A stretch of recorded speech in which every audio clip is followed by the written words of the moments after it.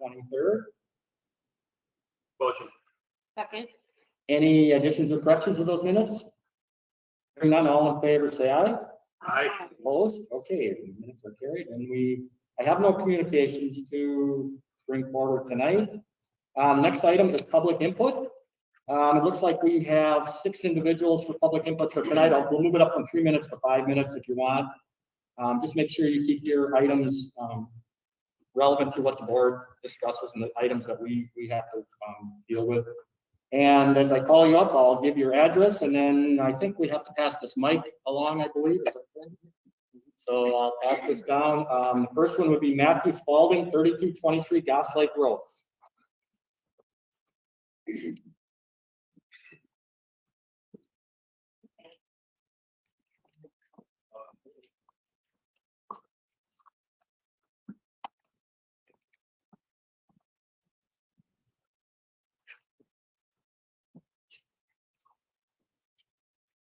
Last time I was here, I spoke about a contract of trust between the parents and the teachers. We spoke about masks. I think a lot of us are opposed to them. We give our opinion about that.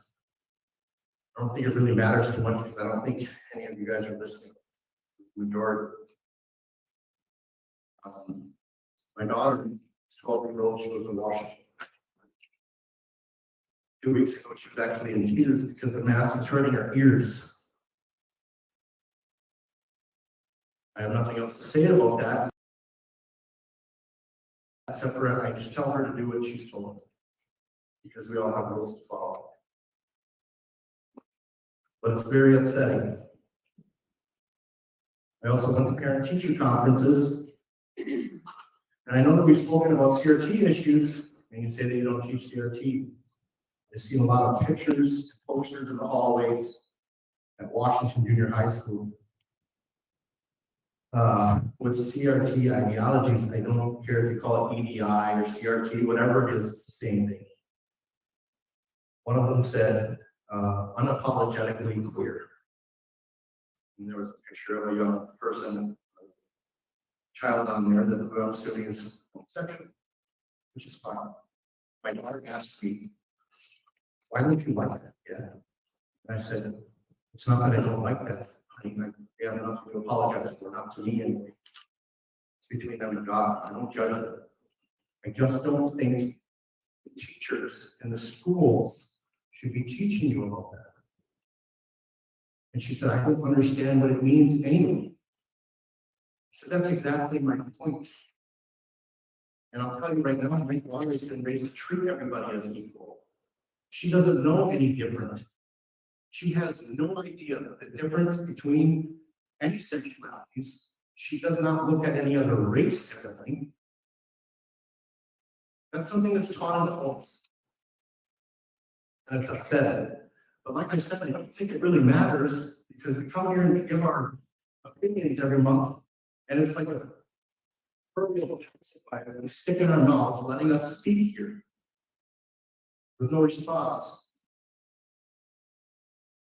We can't get any type of response from anybody.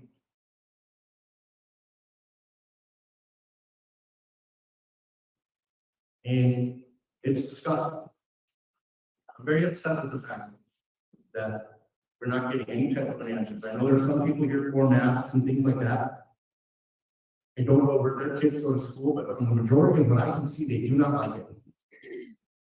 Aren't you making $180,000 a year? What are you paying for that?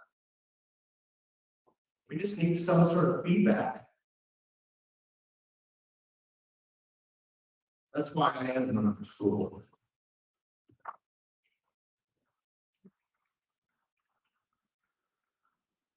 All right, the next speaker would be Don Erdman, 1824 Abbey Ridge.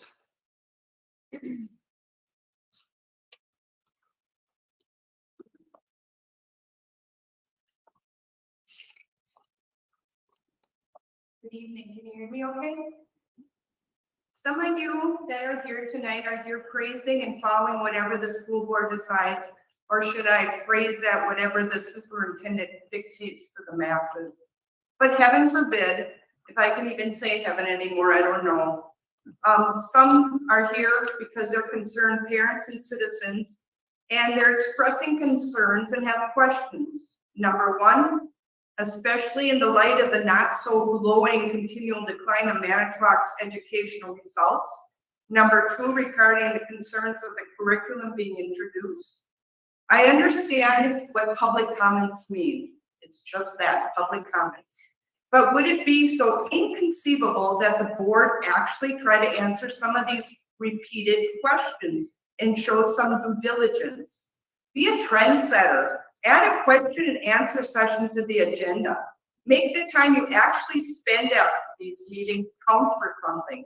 Besides, the results of your current efforts statistically look futile and wasting your time and our children's future. Throw it in the agenda. Talk to us, respond. Thank you.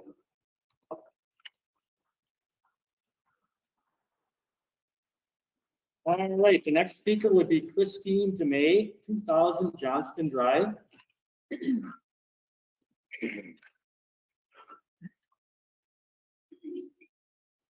Hello, everybody, and thank you for hearing me. I have a little video that puts into words something that an adult really can't put into words the way a kid can. But first, my main and really outstanding concern is the EDI, DEI, CRT system that is in this school system. I've looked at the files, I read them. That is exactly what it is. I have a dentist who's black, who I get along with like my best freaking friend. And you know what? There are other people that get along just fine until CRT comes into it, or DEI, or let's just, how about we call them white supremacists? Does that work? Anyway, my point is, we don't need to teach these kids to hate each other. And that's what comes of this. You're not leveling the playing field for anybody. I worked over 30 years. I am very obviously disabled from busting my rear end for over 30 years. I'm on disability. I get paid once a month. You know who lives around me? I have Mexicans living all around me, along with whites, that get along just fine, that get paid a lot more than I do. And you know what? I'm happy because they're Americans. They aren't white they're black victims. They're Americans, which we all are and should focus on. That being said, parents should not have to make appointments to come and see what's going on in their schools or their kids' classroom. It's ridiculous. We pay for it, for heaven's sake. I pay for it. I don't appreciate that at all because these people have legitimate complaints, legitimate. And you guys just seem to blow it all off like, well, just another meeting. You know what? You're going to blow it off to the point where people are going to come together and come together and come together, and you're going to get out of here. So sitting there acting like, oh, this is no big deal. Well, you know what? I jumped in on the game, and I do have a big mouth sometimes, and I get very angry at times when people let common sense, do you hear that? Common sense go out the window. That being said, I have a little thing from a little girl here that she might help you understand a little bit more.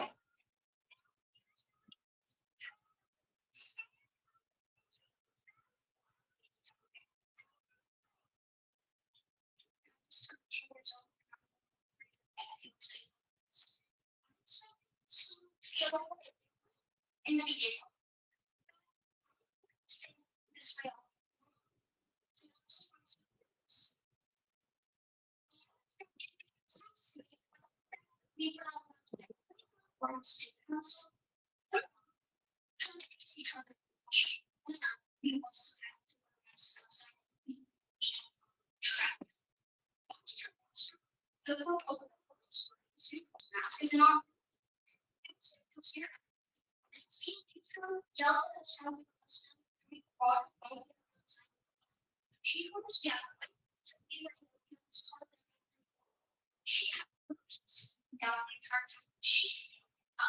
Which makes me and all my friends very happy.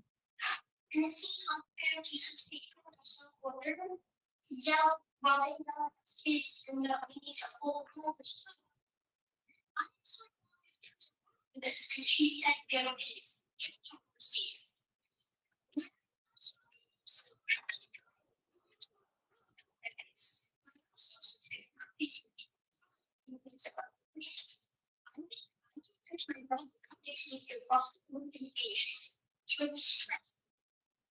I finish taking all of my essays and I have it up to focus in the master. So I have been with my teacher office. She can't even recognize me because she's never seen my face. So she said, okay, so I'm going to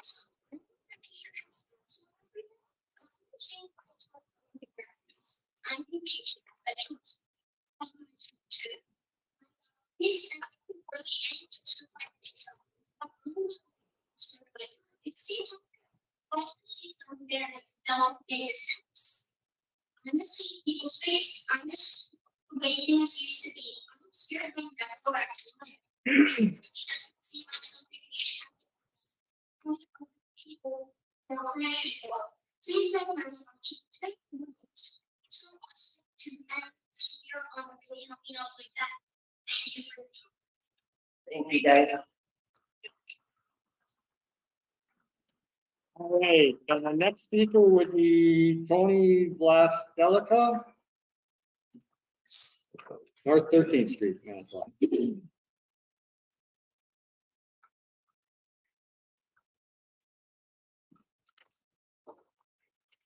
evening. Hope you guys all had a nice Thanksgiving. Last time I was here, we talked a little bit about the importance of having a scoreboard. Matt's going to help me out tonight with a visual to help better illustrate this for everybody. This data is pulled from the Wisconsin Department of Public Instruction and represents the average overall score from 2015 through 2021. The blue bar represents the MPSD and the orange represents the state average. First thing I would like to point out are some relevant dates. 2015 was the first year the superintendent came on. That's all the way to the left on the graph. 2016 is the first year that board member Dave Nichols came on. 2018 is the first year that board member Lisa Johnson came on. And 2019 is the first year that board member Meredith Sauer came on. Then in August of 2020, the MPSD approved a $42,000 expenditure on the Baru program, which among other things, trained administrators in the MPSD on how to build effective stamina to persist through white racial discomfort while addressing racial inequities. Overall, the measurement performance trend since has been going down through today and is well below the state average. Next, let's look at the most recent district report card. The MPSD just scored a 59.8 out of 100. This meets expectations after the TPI moved the goalposts. And the 2018-2019 criteria been used, it would be at meets Q expectations. For context, 59.8 was an F when I was in public school. Some of us in this room will not agree on everything, but I think we can all agree these results are awful and they're moving in the wrong direction. The three incumbents seeking re-election are also the longest tenured board members, and as such, have to own this under their leadership. I appreciate your service to our community, but you guys need to answer for this. You have allowed the focus to be in the wrong areas. My name is Tony Blasdelica. I am running for the Manitowoc Public School Board seat next April, and I promise you if I'm elected to this board, I will not tolerate this mediocrity. Thank you.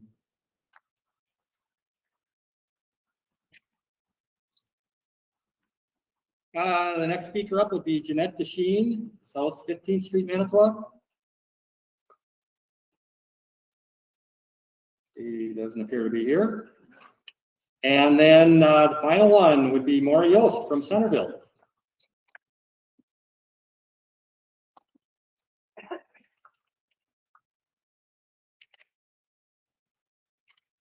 Good evening. As usual, I begin my remarks with the truism that public schools unite us, fear and lies divide us. The purpose of my public input tonight is to expand the board and our community's knowledge of the authentic ethnic heritage existing in our nation and our community. Obviously, as a white woman, I can surely sound both presumptuous and condescending for stating that is my purpose.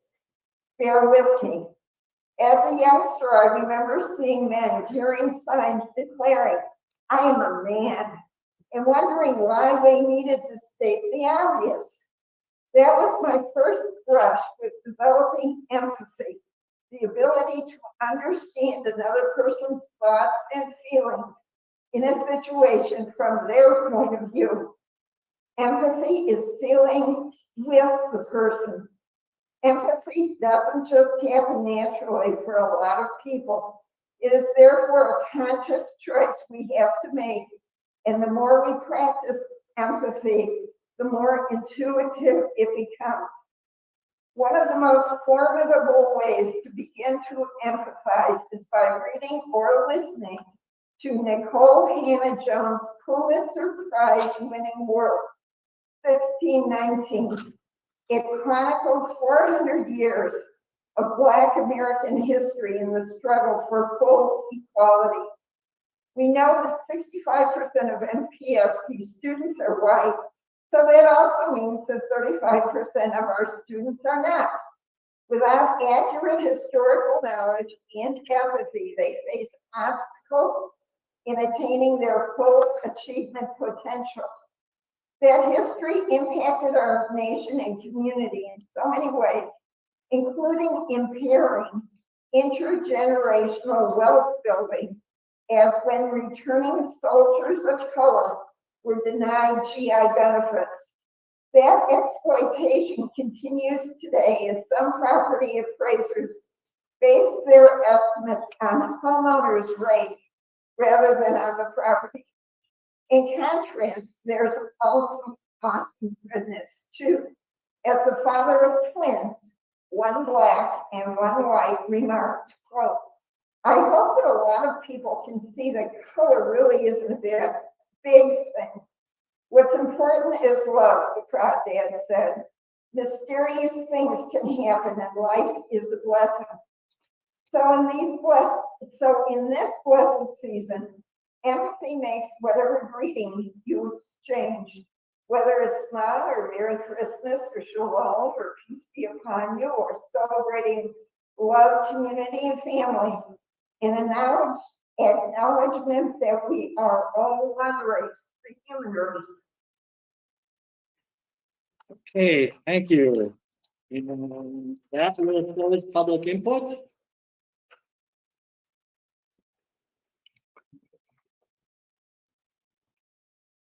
And then I'll move on to committee reports. We had a personnel committee meeting on December 8th, and Carrie Trask, you're the chairperson. I believe the microphone is on its way. Do I need it?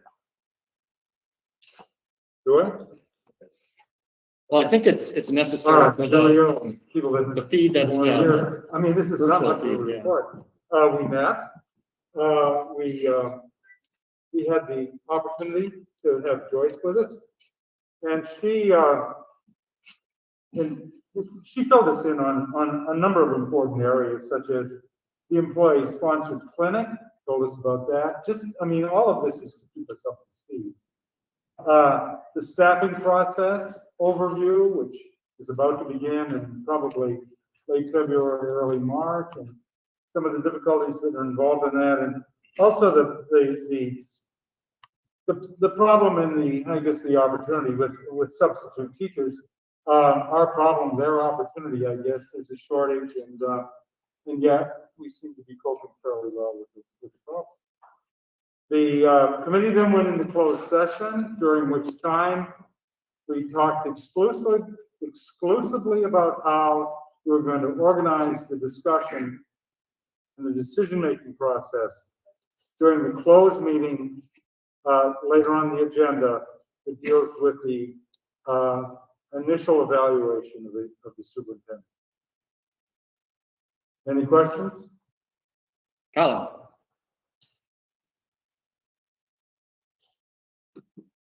Yeah, this would probably be more directed to Joyce. As far as the cost to MPSD, I see that it is according to this, $125,000 a year. Do we have data as to how many people actually utilize this clinic? Because noticing that it is a very significant cost, and I know most people do have those types of resources that are available within this community already. So I was wondering if there would be any data as to how many people actually utilize this. Thank you. That's absolutely. So we meet with, our current department, and we need to see, utilization reports. So I don't know if certainly, share that information on to reflect, how many of our employees and our spouses who are enrolled in our insurance use that. I can.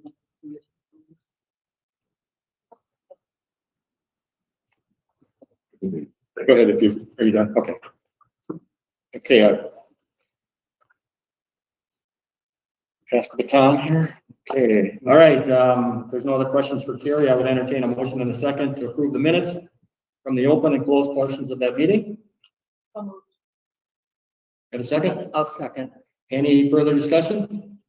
Hearing none, all in favor, say aye. Aye. Opposed? Okay, those minutes are carried. Then we'll move on to the report of the superintendent, and the first item up would be our business manager, Angela, payment of vouchers.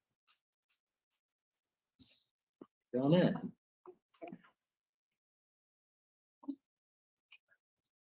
Yeah, human vouchers is included in the workbook.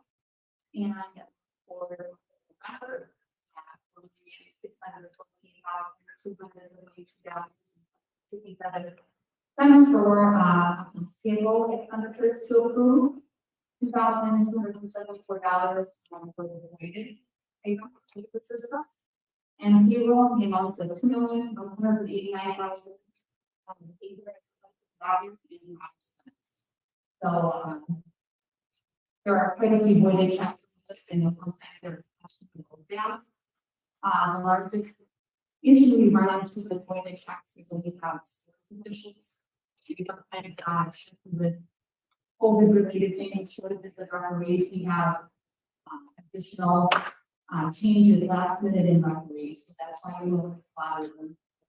And there was just particulars with having to fix payments on the other voided checks. So this is for approval for the payment vouchers. Yeah, I'd entertain a motion and a second to approve the payment of vouchers. Any discussion? Hearing none, all in favor, say aye. Aye. Opposed? Okay, then monthly financial report, Angela. Yes, this is in order. These are financials of the month of November. There's a lot of things with because especially with all funds are spending very normally at this time. From last year's time to the current time, along with expenditures as well. Nothing significant importance to the proposal. Happy to take any questions. All right, otherwise, why don't you hand it over to Joyce, because she's got the personnel report. I think also included in Warsaw is the personnel. For singular importance. Helen. I did notice that there was a termination that was on the personnel report. I was wondering if that issue was brought before personnel before action.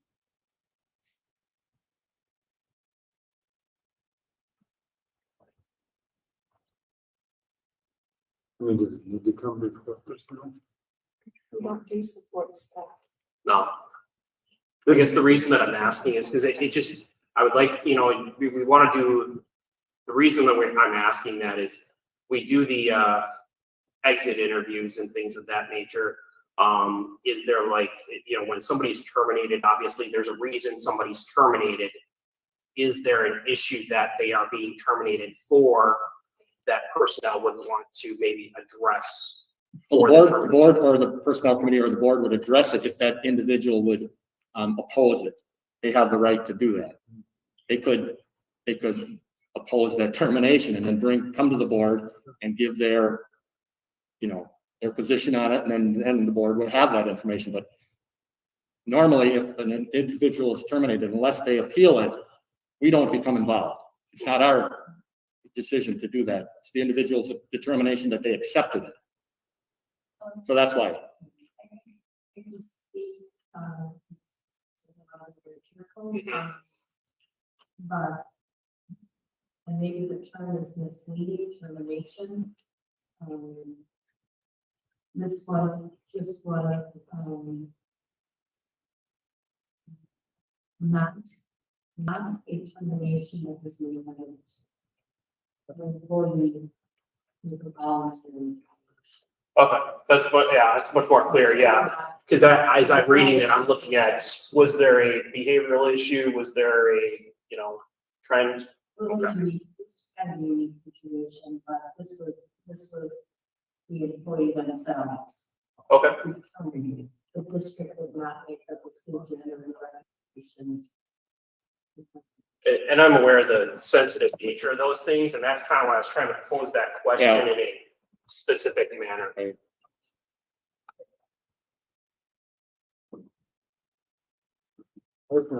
Good. Oh, thank you.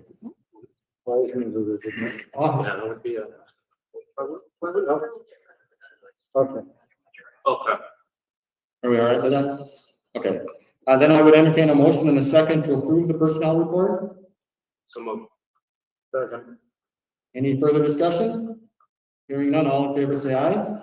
Aye. Opposed? Okay, that is carried. Then, I guess I will turn it over to the superintendent for the rest of the items on here. Okay, thank you. The first item we're looking for action on would be Mckinley Academy enrollment caps. So in board book, you have information regarding the current enrollment and the potential enrollment caps. This year, we have some growing pains, and we want to make sure that we're prepared staffing wise for that for next school year. So again, this would be enrollment caps for the 2022-2023 school year. The information provides growth in each grade level, but it also provides enrollment caps, and then there's some information behind that that specifically talks about if there's a lottery, how to go about it. We do need to have board action prior to the end of the year if we do want to enforce enrollment caps. Okay. Yeah, I just wanted to ask, like, now that your, well, McKinley wants to increase the enrollment numbers, I don't necessarily oppose it. I'm just wondering do the number of teachers that we have there currently support the new numbers here for the 22-23 school year? They do not. They don't. So if it were to max out, what kind of hiring would we need to do or transferring teachers over there? So we do have a vacant position posted right now at McKinley Academy. I think that's part of the challenge is trying to find people in a specific academic area mid-year. So McKinley Academy would be part of our full board proposal, and we would look at the number of students that they currently have enrolled, what their anticipation of next year's enrollment would be by rolling kids forward, and that we would make a staffing decision based on that. These numbers here don't mean necessarily that that's how many kids we're going to get. It just means that that's the maximum number we're going to take, because we are larger than we're capable of right now, and we don't have enrollment caps. So when new students come into the district and they want to choose, or if someone wants to come from outside the district, we don't have the authority to say no, even though we're full. So this is a little bit of a forward thinking. If we realize that next year, we need to make the adjustments again, we'll do that, but this allows us to align staffing with enrollment, and we're not at that. Thank you. Colin? I have a question as to, it's not necessarily related to the enrollment caps, but I guess the relation that we have, as a district and the, in how we work with McKinley Academy. McKinley Academy has their own board, and they do operate in a little bit of a separate fashion. I'm wondering why we are, or how much we are able to dictate to McKinley Academy in their operation if they have their own board. Yeah, thanks, great question. So, we have a contract, and our contract, very much specifically outlines the McKinley Academy Board's role and our board role. So the McKinley Academy Board did approve this, prior to coming to our board. But the McKinley Academy is part of the Manitowoc Public School District. So, the full authority comes from the Manitowoc Public School District Board. However, we have a contract that we review with them, and that very specifically outlines the details of what they're trying to accomplish within the school and what their authority is and what. So if we were to decline something like this, the oversight would lie with us, and they would be, I guess, they would be returned back to their committee or their board, is kind of how I'm hearing that. Yeah, so we have the ultimate authority. If the board chooses to not approve enrollment caps, then we would have open enrollment, and we would risk having class sizes larger than we're preferring, specifically because of the staffing that we would enact likely in April and May. So that's what. So the process would be, it goes to the McKinley board, they approve that, we bring it to this board, and we're executing. The McKinley board doesn't have any financial authority either. So, it's like no purse strings there. I think too, like it says on the bottom, they're a board of directors, where we're the board of education. Like there is a distinction. They're not between even, two they're not boards. elected. Right. Yeah, but the basis for my question was more for clarification, just to understand it a little bit more. It seems kind of like just a foggy relationship that I never really have been able to wrap my head around a little bit, but thank you for the clarification. Yeah, we can send you the contract. I would appreciate that. I think the McKinley Academy board has been in place for 13 or 14 years, and we've had a very good relationship on both ways. Great, thank you. I have a couple questions. One is, when somebody graduates from McKinley Academy, do they get, is it a McKinley Academy diploma, or is it MPSB diploma? Well, so much like if you graduate from Lincoln High School, you get a Lincoln High School diploma from the MPSD, McKinley Academy diploma from the MPSD. Okay.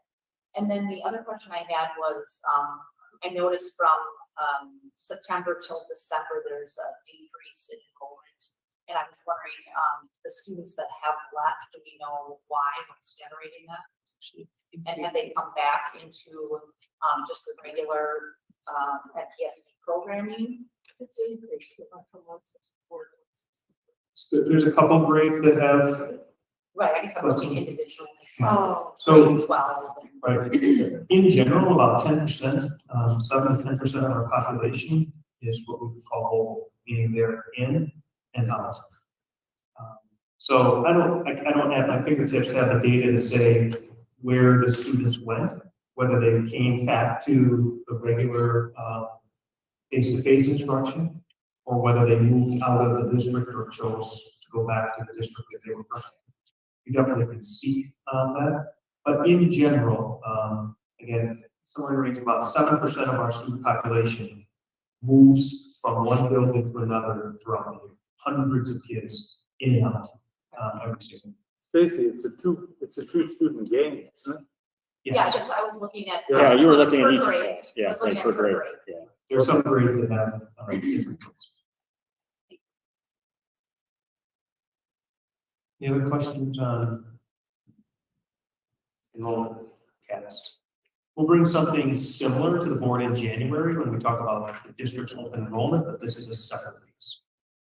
So I would need. Is this I up would- for action? Yeah, I would entertain a motion and a second to approve the memorandum, I'll move the that we information in the memorandum. Accept the recommendation. We have a second? Second. Do we have any further discussion on that? I have one more Motion. question Go ahead. before we continue. Yep. I know that we are, as stated in the, personnel committee, that there was a teacher, that we're having troubles with acquiring teachers. Is that if we were to increase, any teachers, how feasible is this to fill, these positions?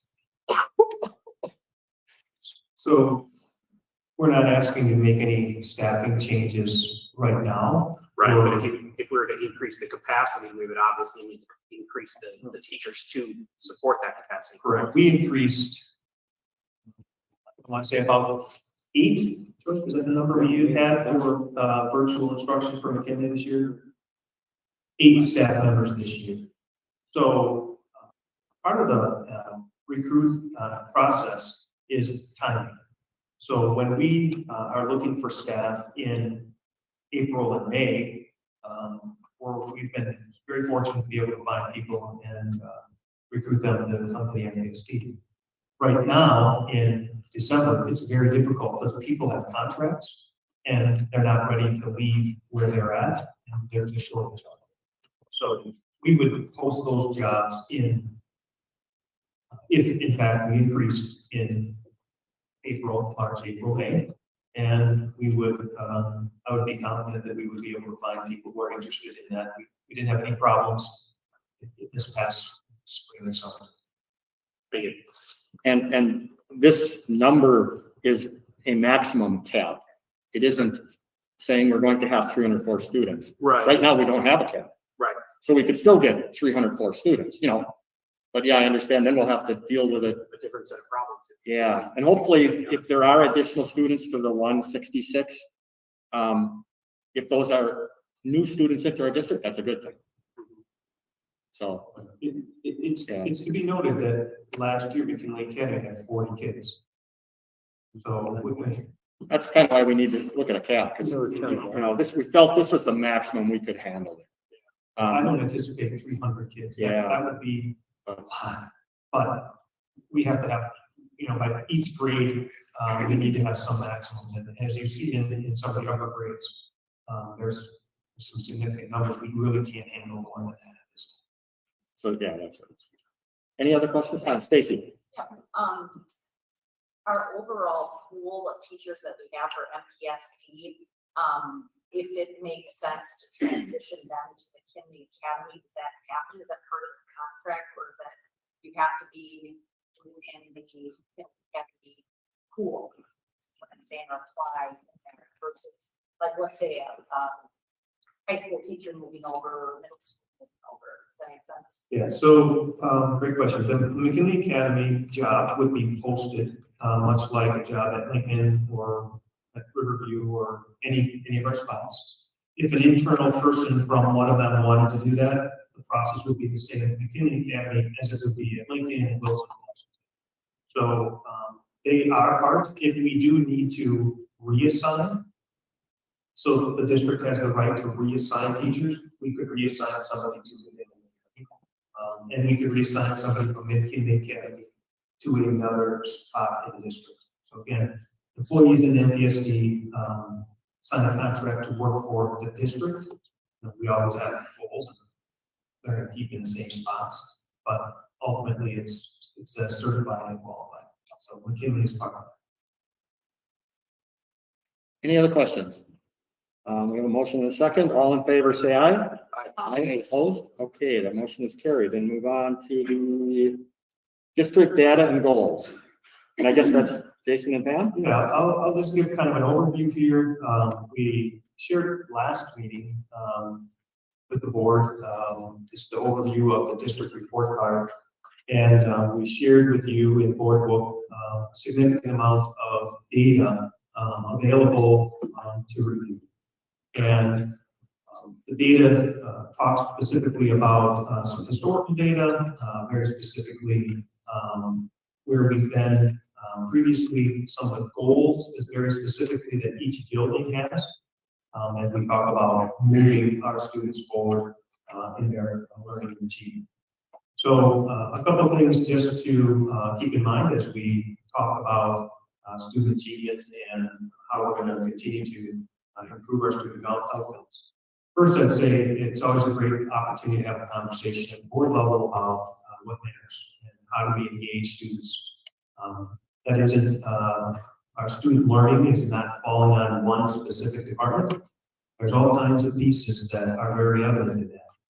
Some examples that we've talked about or heard about at the board level is definitely the amount of substitutes that we have and the mental health and wellness of our staff about just how much time they have and what they do with their time that they have for periods or they're using it for something else.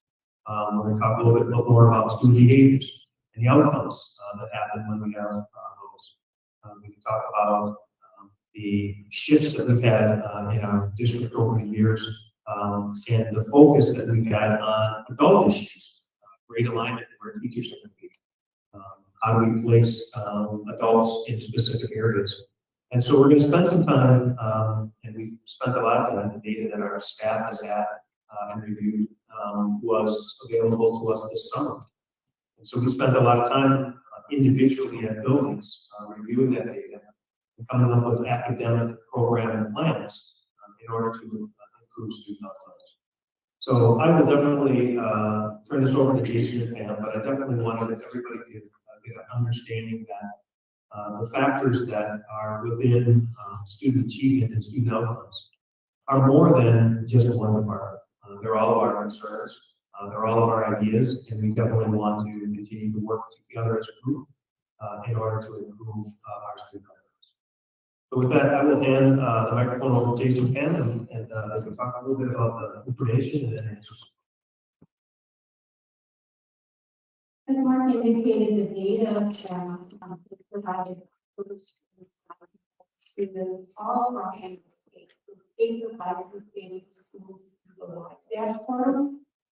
There's an opportunity for schools to take a look at this data and get into several different profiles within what we call data dashboard that the state provides to us.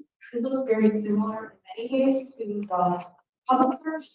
Just a little bit more in-depth information that allows schools and staff within schools to dig down to information. So just wanted to highlight some of the information and we've had opportunities hopefully to dig into the data, but just wanted to kind of give a high level overview of what you have in this document.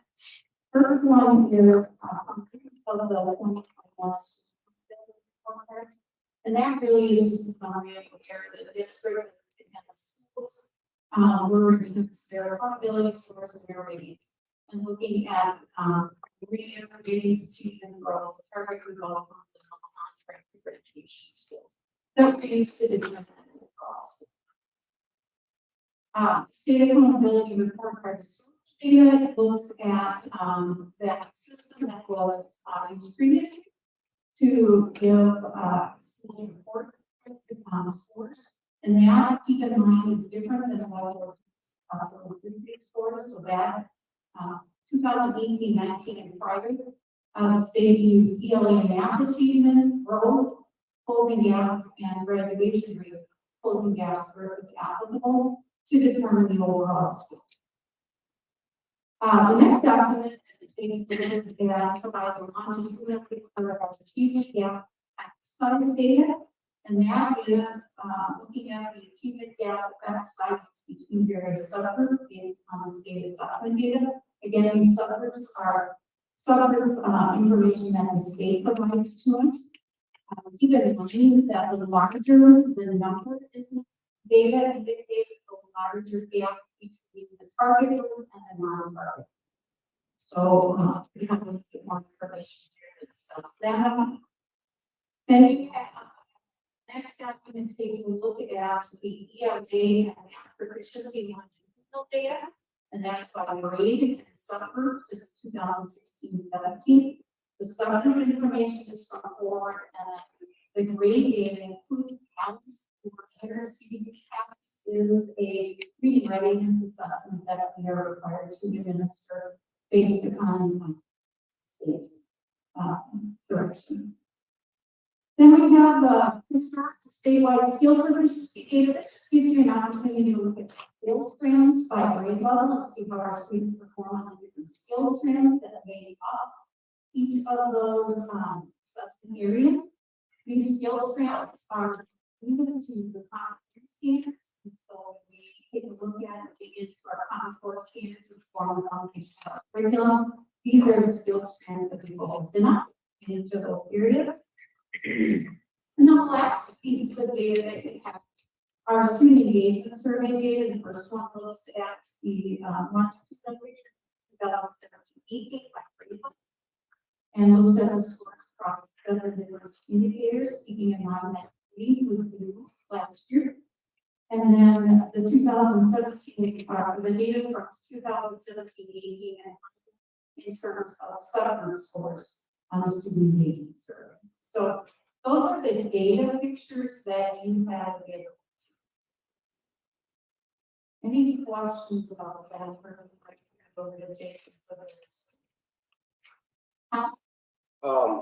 I did notice there was a lot that was here, and it isn't necessarily a discussion or a question primarily towards you, but it's primarily towards President Nichols here.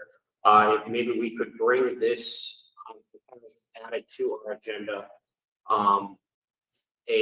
another discussion point as we digest what we're being presented and have at the next meeting, so that we can, because now that, I mean, like I said, there's a lot that's here. I'd like to maybe dive into this more now that it is being presented to me to discuss further and maybe make some action if that would be all right. Yeah, I mean, what we could do is it could be sent to everybody like a month ahead or whatever. Yeah. Well in advance, not just 3 or 4 days before the meeting, right? Yeah. Yes, Yeah, absolutely, because there is, I mean, like I said, there's a significant amount of data here. I appreciate you guys putting this together for us so that we can figure out what's, curb that trend that's downward and maybe fix that. But yeah, I would like to have that. That Jason and Pam, that's possible, right? To get that to the board sooner than just a couple of days before the meeting. Well, the information that's being provided here, right? Yeah, well, I think I have a good picture of, the data that they presented. I'd just like to have it.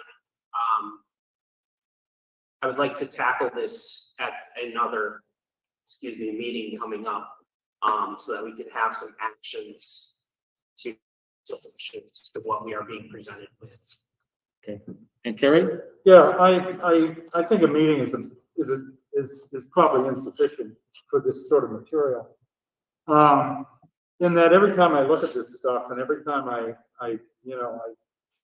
confront the curriculum, I realize the depth of my ununderstanding about so many things. And I'd like to suggest that we have a retreat or a workshop that allows for us to raise questions, to get answers, to have information provided that honestly clears up some of the fog, at least in my head, and I'm sure there may be even some in yours.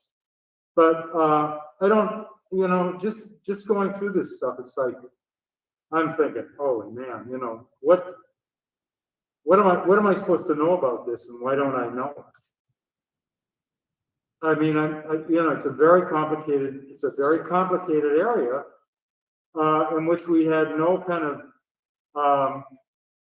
training or information when we became board members, and of course, it's really the heart of why we exist. And I really would beg to have an opportunity to be better instructed, informed, and enlightened. And I don't think we can do that in a meeting. especially when we have everything else. Well, but I mean, you know, my point was getting it sooner, getting the information sooner. Because I'm certainly not going to step in the place of our directors and put this together, and I don't think we should suggest that be the case, but getting it sooner than just a couple days before, and maybe you didn't get a chance to go through it and understand it. Oh, and I ask went questions. through it. You know, Yeah, I went through it. I'm not sure. Yeah, I guess. yeah, go ahead, Colin. Maybe a question or recommendation. Would it be possible, I mean, we're seeing a significant downtrend in our scores, over the years. We see that, you know, there is obviously, you know, it'd be safe to say call a crisis, in the scores and the status of what is going on in our schools. Would you be opposed to having a subcommittee directly looking at this and trying to find an action, to maybe, you know, digging into this data, digging into a solution, or working with Jason and Pam specifically to try and tackle, you know, this and see if there's any way we can support them better in moving this into a different realm. Well, I think that's a good idea. I mean, having a subcommittee, which is an advisory committee, is just that. Mhm. I'm not suggesting we take the place of our administrative team, because that's their job. Right. That's what they're trained for. We're not. Right. But we could come up with ideas to approach things maybe in a different way that might help us be more successful, right? Yeah. Yeah, I could do that. Another committee, but you know. It is what it is, but I mean, it needs to be taken. Yeah, right. I agree that, we haven't, the plans that we've made each year, because we do each year, we go over those test scores, we go over that information every year. And then there are plans developed, and since Jason and Pam have been here, they've done that every year. Right. We haven't been obviously as successful as we'd like to be, right? Right. I mean, the scores clearly indicate that. So it's not that we're not trying, we're just not, our success isn't. Right, we need to, you know, stop. Need to get better, so yeah, You know, I can see doing that. get outside of the box a little bit. I can see doing that. Can you wait till after the holidays? Absolutely, Yeah, yeah. thanks. Okay. Carrie, So I know from the programs that we used to have, and there were presentations from the schools. I know there's stuff going on. I mean, I know there's stuff dealing with reading and math, and I went to the Jefferson math night, and yet I'm just, you know, my sense of all of that is very impressionistic. And I'd like to really, before we start like making new plans, I'd like to know more about the plans that are in action now. And I don't know, I mean, am I alone in this or not? Well, I don't think they finished their report to Yeah. tell us those things. I Yeah. think we've interrupted the middle of that, and that's coming. Yeah, sure, yeah. Is my I understanding. was just responding to what Colin was asking for. I just thought of, you know, just having a meeting with material that we get 3 days ahead of the meeting instead of 2 would not be sufficient for my needs. go ahead. Jason, you were up? Thank you. I'm going to begin my presentation on page 2 of the document. And page 1 it shows the data. And part of the continuous improvement was really using that data to develop actions and plans to change the data. And on pages 2 through 4 are really heavy emphasis on school goals. And page 5 and beyond are plans and actions to grow the student. So I'll begin with school goals. It's important to note that leadership teams work throughout the summer to dig into student data. And they talk about and identify some root causes, which leads this year to the crafting of 2 SMART goals. One is an instructional practice SMART goal, and it's really the identification of plans to grow the adults. The second SMART goal is around student outcomes. And those goals are around student achievement. These goals really lead to month-to-month actions that our building leaders are facilitating. And also lead to a focus on our monthly check-ins that Pam and I work with each leader. Some triad that the building leaders work on some form of later. And building work through all staff meetings, in-service days, and other opportunities. On the left-hand side of the page there, you see some links to the elementary action plan, a middle school action plan, and high school action plan. Those are just templates that our building leaders and teams work through. The only difference between those documents are the data sets that we ask folks to look at. So for example, high school looks at Aspire data and ACT data. Elementary do not have those data sets. So the data sets you receive that those buildings work through are different. But the rest of the action plans are all the same.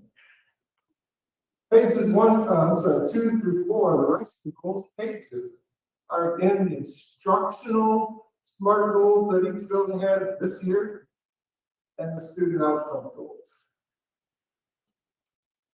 We're going to ask you to look at the bottom of page 4. There was a request for 2 years of SMART goals.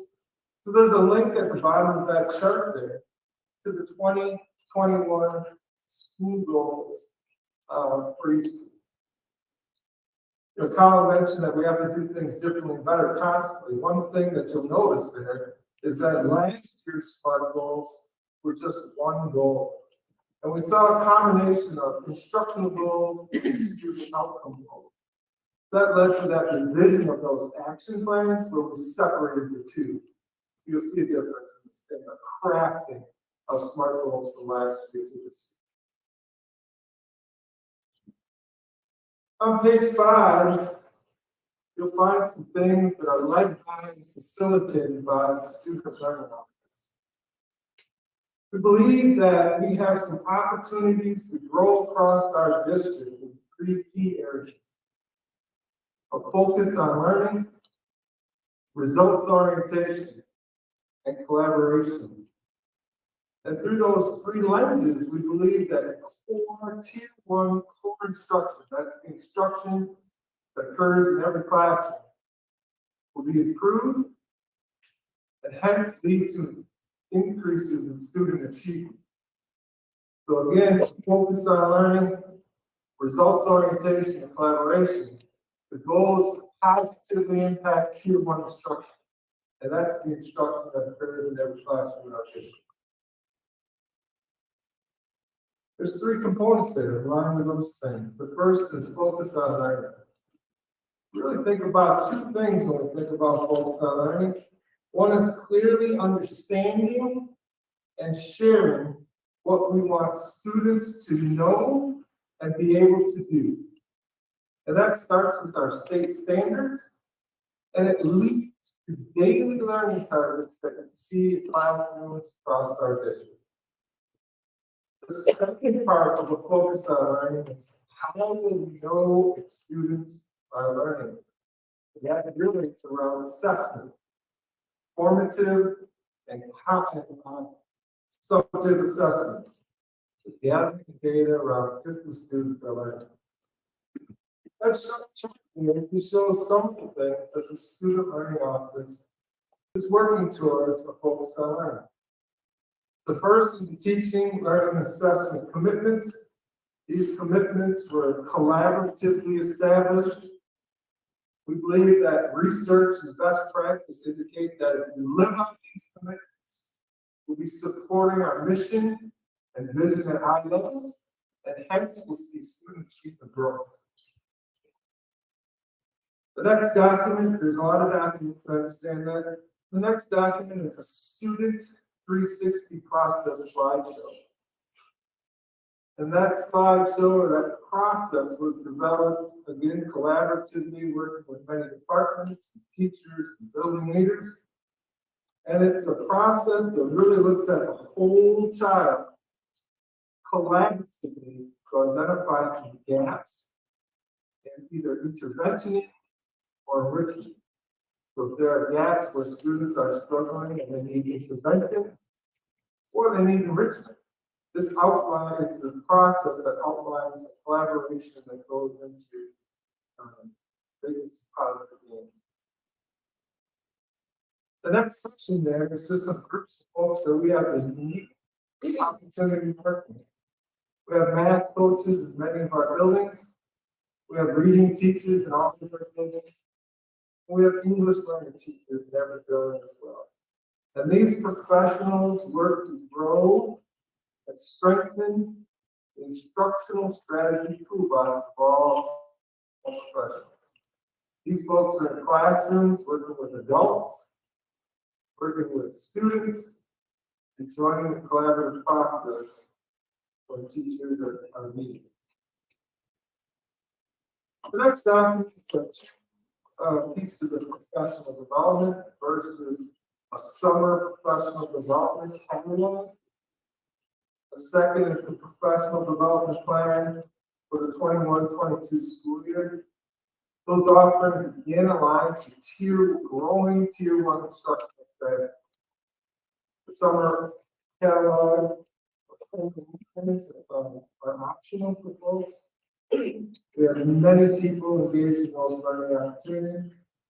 Professional development plan of 21-22 is utilization of our in-service days and times between those in-service days. Really heavy emphasis on tier 1 instructional strategy. The next section is around results orientation. Results orientation is really talking about gathering, analyzing, and utilizing data to make decisions about instruction. A couple items there to highlight. First is the community college and career readiness slideshow that I put together. Really illustrates the growth of those student enrollment in programs such as college here now, rising Phoenix, advanced placement, youth apprenticeship, and work-based learning opportunities. We're seeing growth. The next section talks about K-12 math. We recently did a presentation with the curriculum committee highlighting a couple pieces. One was pictures that showed our students and staff engaged in discourse and exploration that leads to math learning. We also gathered some anecdotal data that was shared around 2 questions we asked many staff and students. What is the things that we're doing well in mathematics in our district? What are the things that we could change? What would they like us to change? Didn't that data make plans? The last section in this portion here is around K-12 literacy. We are currently gathering feedback from K-8 educators around our current resource. That feedback will be used to make decisions about the future of literacy in our district. There are surveys right now to our teachers that the survey data will be used to make some decisions moving forward. The last section is around collaborative culture. We know that we must work together as grade level, house, and content teams to identify, plan, and for our students to know and be able to do. I will know if they are able to do that, plan interventions and enrichments. We know that the key is building that collaborative culture. We're all in this together. So a couple of pieces to highlight from the student learning office. These are some teams that we work with. The teach knowledge team, dean of students, library, student liaisons, and secretaries. And these groups are continually and regularly working with them how they can support learning and assessment across our district.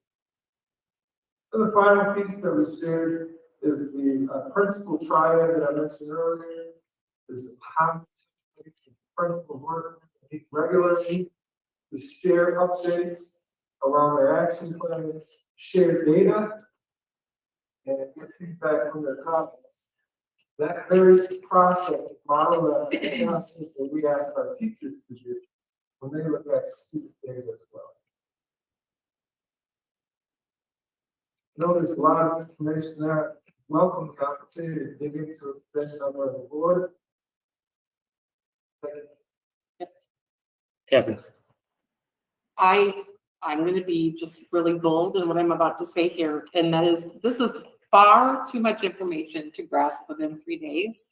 I feel like the information that you've provided, while I appreciate all the work that you two have put together to put this together, I know it takes a lot, but it does not allow for us to have conversations about all of these different pieces of information. There are some things that are buried within the context of this information too that actually I really question and find somewhat disturbing. So I actually would like to reiterate what Colin has to say with, we need to be able to delve into this as a board far more intentionally, with far more time and very specifically before any of this is approved. You know, this has been almost 2 years now that I've been on the board, and this is the first time I remember hearing about the 360 process. And you've got terms in here. We discussed this at the beginning of the summer or even in the spring. You've got acronyms in here, and I'm used to more of them, but we do have new board members: PLC, SMART, SWIRL, SLL, SLO, student to 360 process, the tier instruction, the tier and how it relates to behavior. It's just too much to take in at one time. And as much as you guys understand this because you deal with it on a daily basis, for us to absorb that and realize what we're handling or trying to absorb, it's just too much. So I know I'm saying a lot, but I too want far more time to deal with this and what we're being brought to us. And I wish it had been done earlier. And in regards to the information with our state report card and the school data, I asked for that last month, and we just got that as part of all of this 3 days ago. And so I'd like to dissect that was really futile on my part. So I'm kind of disappointed with that. And I won't even get into it. If I just respond that we've had this data, this isn't new data. The school report card information was sent to the board members a month ago. But was it by school mark? Yes, it's on the website. This was sent to us. This was sent. Yeah, So, sure. and again, the process, we're trying to do this information is put in our board packet, and the board packet goes out 3 or 4 days before the board, right? Right. That's the process. Yes. Okay. So if you're frustrated with the process, I understand that. But I have 2 people who are doing a great job putting together all this information. And it sounds to me like you're not appreciative of all the information. Right? I am. I'm saying it's far too much at one Okay, time. well, I'm just saying, if I were the person sitting over there, I would feel like you didn't get me the information in front of me in enough time, because that's exactly what I heard. You did not get me the information in the amount of time. The very last thing. Hold on, just one at a time. I'm We got just saying Kathy. that I'm happy to continue to look into this information. We're not trying to bury anything, hide anything. We're trying to give the information that has been asked. We put it in a board book to do so. And so now we have the opportunity to ask questions. And if we're not ready to do that now, we're happy to do it at another time. But I just want you to be aware that it doesn't feel good when you're sitting at the boardroom, having done a significant amount of information and said, I didn't get it in time. It's too much though. That's what I'm saying. It is far too much at one time. Colin. Okay, so Jason, Pam, I want to take a second. Thank you very much. Lots of information. It's a lot of work. I understand. You did a great job in providing us the information. To Kathy's point, this is a lot of information. We just received this just the other day. And you were saying we received this last month. I would like to find out when I received it, because I don't remember seeing any of this. The report card data you received last month. This data you just received. Right, and that's what I think Kathy is stating. Maybe that's not maybe I'm just what putting you words said. into your mouth, but That's not. to understand what we have here, and that is where I am stating that I would like to see us take this information that we just received, dive into it as a group or as a committee, which is usually how, very specific things work, and take that deep dive because we have an issue. I mean, I could go into, there's one thing that I saw in here that it was the, where we had the different literacy, where was it here? The professor, sorry, it was, I mean, I guess that just even highlights it even more. It was one of the things that popped out at me. It was is there a way that we can or that people who are teaching these things, take for example, literacy, are they able to, the teachers, because there's different schools of thought. Common Core in math, it's a very contentious topic where there's two different schools of thought. And the phonics is an issue. We have some people that prefer rote memorization, and then there's others that prefer phonics. Is there a process that people have that they can challenge what is being presented outside of just curriculum within the teacher body? Because not every teacher is going to see those things, and that's just one of a couple different things. And to the data, it is a lot of data to digest. I think I took a considerable amount more time than I normally do, and I'm talking hours, going through this data just to try and wrap my head around it, because it is a lot, and I don't think that that's unfair for us to request a bit more time to digest it. I have another response. Okay, Carrie was next. Yeah, I think I've been, that some of this has been misconstrued. I mean, I was not at all critical of Jason and Pam. But there is the parallel of the seeds in the stony ground. And I presented myself as, eminently the stony ground on this stuff. I mean, you could have given me this a month ago, and you could have given it to me, in volumes, and I wouldn't know what the hell it meant. What's being done, tell us about, the processes by which it's being done. Get us sort of, what economic literacy is. I'm just almost illiterate after a career in education in terms of curricular literacy when it comes to this stuff.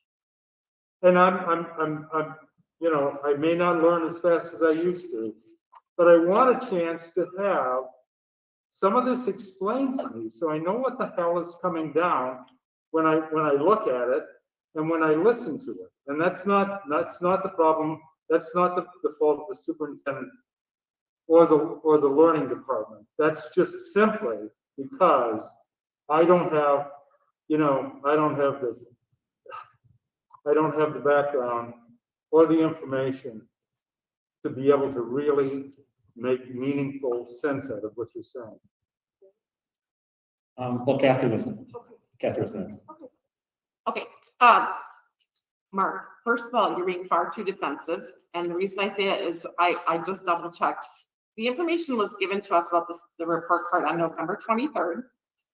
I specifically asked, and other board members agreed, that we would like to see the information given to us by the school, not just the district as a whole, but how each school did. That's not what we received until 3 days ago, which was in amongst what is called the longitude data overview. So it's all this digging that we have to do amongst so much information. You also misinterpret me when I said, I appreciate all the work that they did and put into this. And my questions about some of this stuff isn't necessarily about Jason and Pam, but there are some bits of information that I would like to be able to go over in this. And my point about acronyms is that we do have 3 newish board members, and I'm kind of newish too. Like it doesn't hurt to go over all of what these different acronyms are and what Student 360 is. This is not something we work with on a daily basis full time. So it needs to be taught to us sometimes or reviewed with us what these things are, and so that we can like disseminate what it is that we're reading and what this is all about. Okay, Meredith. Yeah, I guess I wasn't under the impression that this is a one and done. This is part of a series of presentations, and tonight just happens to be, here's the data that you are looking at and that the conversation will continue. I never had that impression that it gets dropped from here. And maybe that impression was wrong, but I just feel like we're getting hyped up about something that may not really be existing. Am I wrong? Are we going to continue that conversation? I hope so. Okay. Anybody else? Yeah, Stacy, you didn't get a chance, so. I was just gonna say, you know, the issue that I have is that we as a board, we don't really, we know what the deficits are, but we haven't had a chance to determine, and been presented what the priorities are outside of what's been told are going to be priorities. So, I mean, the SMART goals and stuff have already been established. All these things have been established, and they may not be what we as a district find to be the most salient pieces. So I guess that's where I have an issue, is that we can talk about it all we want, but they've already done the work. They've already done the deep dive. They've looked at it. They've come up with the goals. They've made the goals here, and then they're going to use this to assess it. And without any input from us. And that's what I don't like. Well, it is the responsibility though of the administrative staff to present information, to provide that information for how our district is going to operate. It's not the board's role to set that up, it's administrative's role. That's why we hired them, right? And so they're presenting that to us. Without any collaboration from us. Well, they're getting input right now. I mean, that's part of the presentation process, is the board then has the opportunity to go over that information and to respond. We always do. We always have that opportunity as a board, but it's administration's responsibility to present information to us. All information about our district is formulated by administration, not by the board. It's brought to us, and now we're responding right now with our input right now. Yeah, yet we haven't talked about anything specific in the material given. Exactly. It's gonna, this is going to go into effect, and it's gonna be implemented, and that's all it's gonna be. We were informed. It's another informational thing where we got, so we set goals last year. How did we do on those goals? And are we in the right direction? Again, we keep kicking the can down the road and hoping that this works. So again, I think that we've been too hands-off in this whole process. Meredith. The last I checked, none of us on the board are K-12 educators, and I'm not real comfortable making K-12 decisions. I understand being in collaboration, but I don't feel like we're qualified to make very directive, you will do this as a goal. That's not our education or professional purview. So I just wanted to say that. None of us are K-12 educators. Carrie. Meredith, yeah, I'd be the first to agree with that. Although I would like a presentation of the goals and why they are the goals and how they're going to be implemented. So number one, that I'm informed, and number two, so that I can hold that office accountable when they succeed or they fail. I mean, it thinks that, you know, I'm not gonna try to do the detail, because I didn't go to school to do that. But I have to. I think it's a one and done. I think this is an ongoing discussion. Okay. Okay, good. Is that Good, how it's good. being presented though, Meredith? We don't know that. We can't trust that until we find out. And we're making it known that we don't want it to be. When I watched this in November, because I wasn't able to be here and I rewatched it, that was the beginning of the discussion, was this is a series of conversations. Okay. Can I just provide a clarification? Yeah, go ahead. Tammy. With the goals of the schools, but it's important to keep in mind that every school leader is responsible to work with their leadership team just down to these learning objectives. And then every teacher, as part of the educator effectiveness, has to develop a student learning objective that feeds into that. So that's required by the state as part of the educator effectiveness. So it's a part of the principal effectiveness project, and it's a part of the teacher effectiveness. So these goals that the schools have set are part of that process. In some cases as well, our schools that are identifying as receiving title funding are required to do a needs assessment process in which they can dig into their data and they develop goals that are around the needs of students as identified by the data. And so this process also path as well. So I just want to be clear, that the school doesn't have an obligation to do this. It doesn't mean that the board can also look to set goals, for the district or the school. But this process is something that has been around for several years because building leaders have to set a school goal with their teams, and then teachers have to set student relations based on the school. I just want to clarify that so that you have the information. Sorry. Okay, well, I know. okay, sorry. sorry. But it's not just the goals. I mean, we also have the things that are coming from your office as plans and actions. So I'm going to bring up the Student 360 process right now, actually. I mentioned it before, but I am very concerned about the quote under RY is the goal of keeping the students in general education classroom with appropriate supports. And that to me screams that we're trying to get rid of our advanced coursework and put everyone in a generalized classroom and have differentiated instruction within that class. So those are the kinds of things that I really want to be able to have conversations about so that I understand. And again, the SMART goals are only part of the information that you've supplied. There's just lots through here. Anything else for Jason and Pam?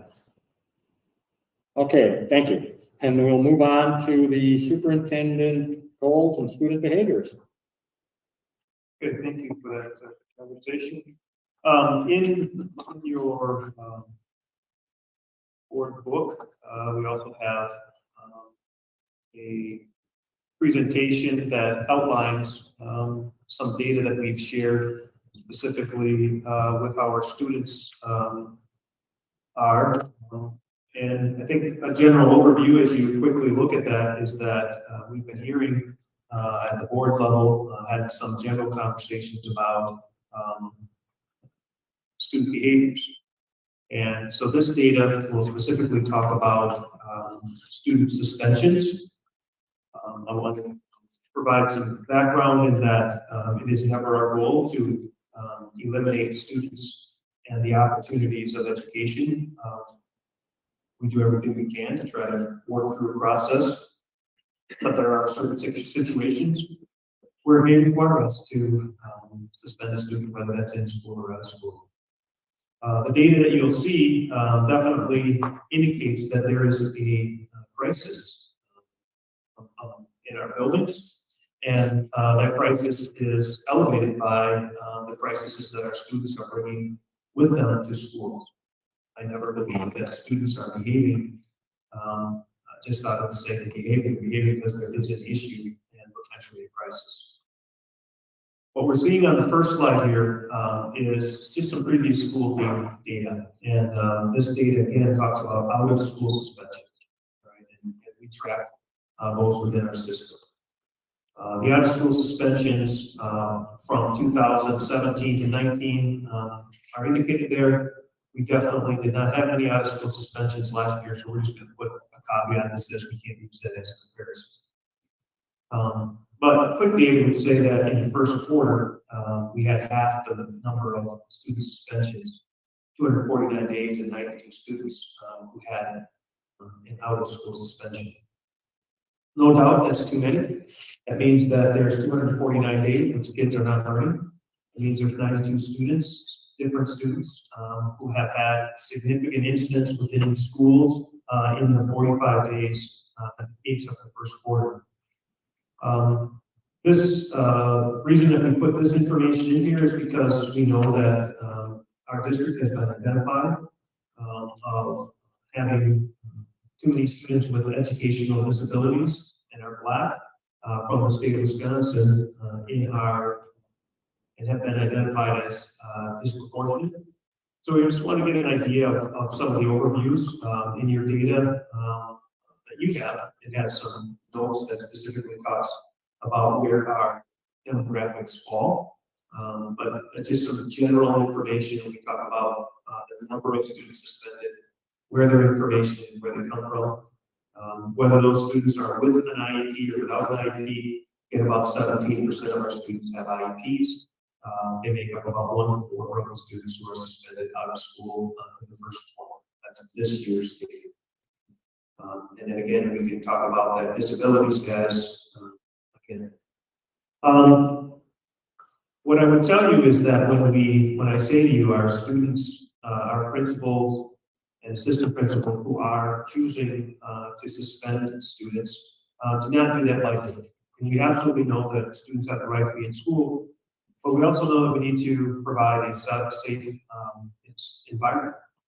And so when you see the reasons in general why students are being suspended, it's not because of small incidents. It's because of endangering safety, fighting, disruptive behavior, are obviously the first ones that are out there. And we have other incidents that are not uncommon to our schools.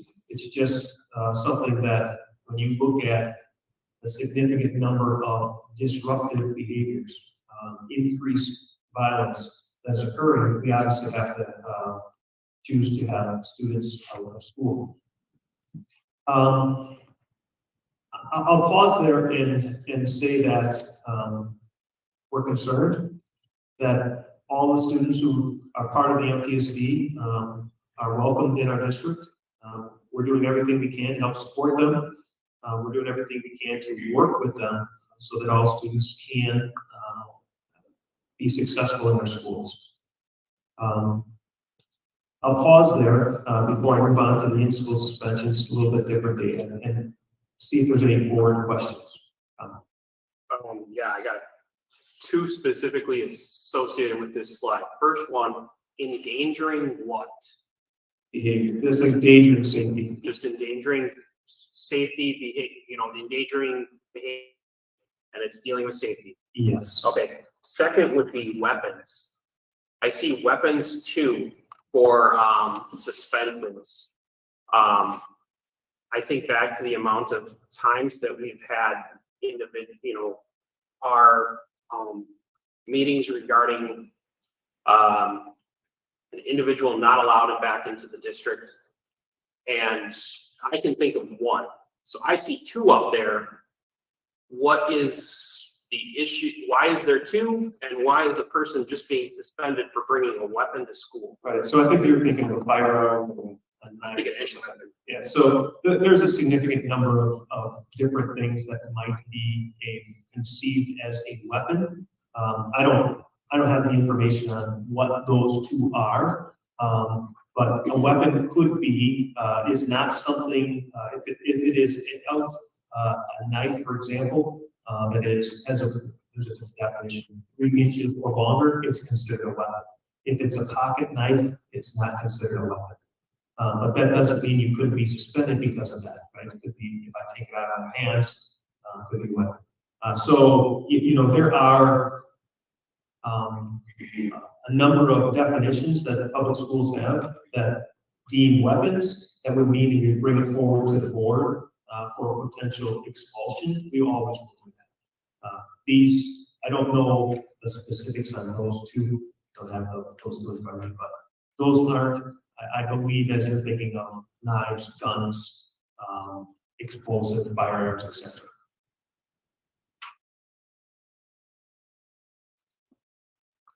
I don't know. What was the first question? I guess we had Michigan just occurred a week or two ago.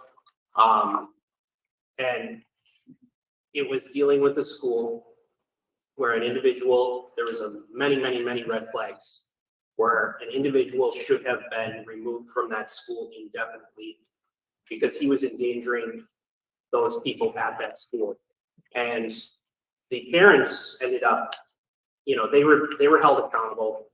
Haven't heard too much about the administration being held accountable. And hopefully they will be, because the individual should have been removed from the school. Good, there should be, I'll just pause there, but as far as when you're engaged, when an individual is having weapons at school and there is a opportunity to do a great amount of harm, that person should not be at school. So that is a very giant concern of mine that I would hope that is taken very seriously. So I just want to say that I have a big concern when it comes to seeing that too on that weapon number. There's no greater act that we can have than remove a child from school through suspension. That's the greatest act that we can. Expulsion. Yeah, that is then the next greatest. And if a student's behavior would deem expulsion, we always bring them to the board. Always. So Mark, I have a question for you.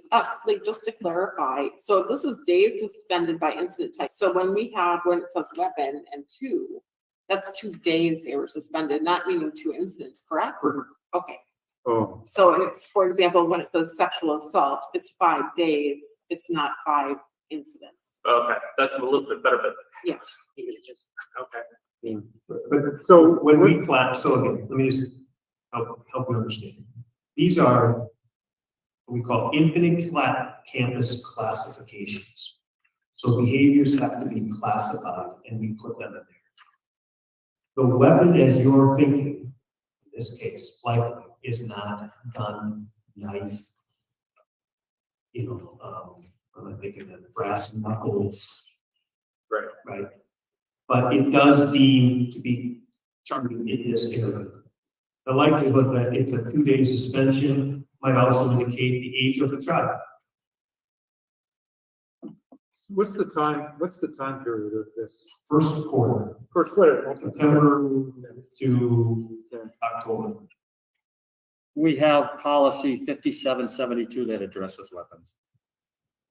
So we do have behavioral policies where We have multiple policies. We have multiple policies that address student behavior. And for example, we have one specifically on weapons, but we have other policies here that address student behavior and the types of, I guess you could call punishment that could be available up to expulsion. And that's determined by the superintendent. And then expulsion would be brought to the board. Right. But student suspension days would not. Unless there was an appeal, they could appeal, that's a whole different thing, but, or a whole nother step. But we have policy that addresses all of these issues that are in this report.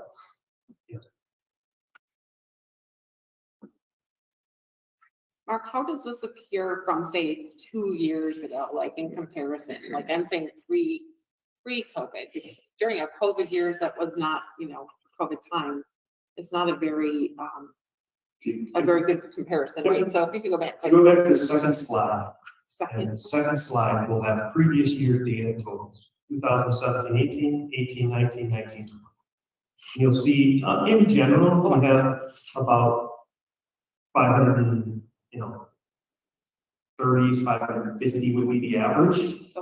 And we are at 250, which would mean that we are nearly at half at the end of the first quarter.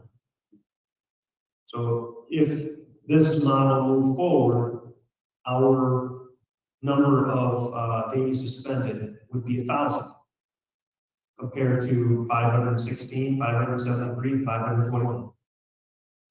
Significant.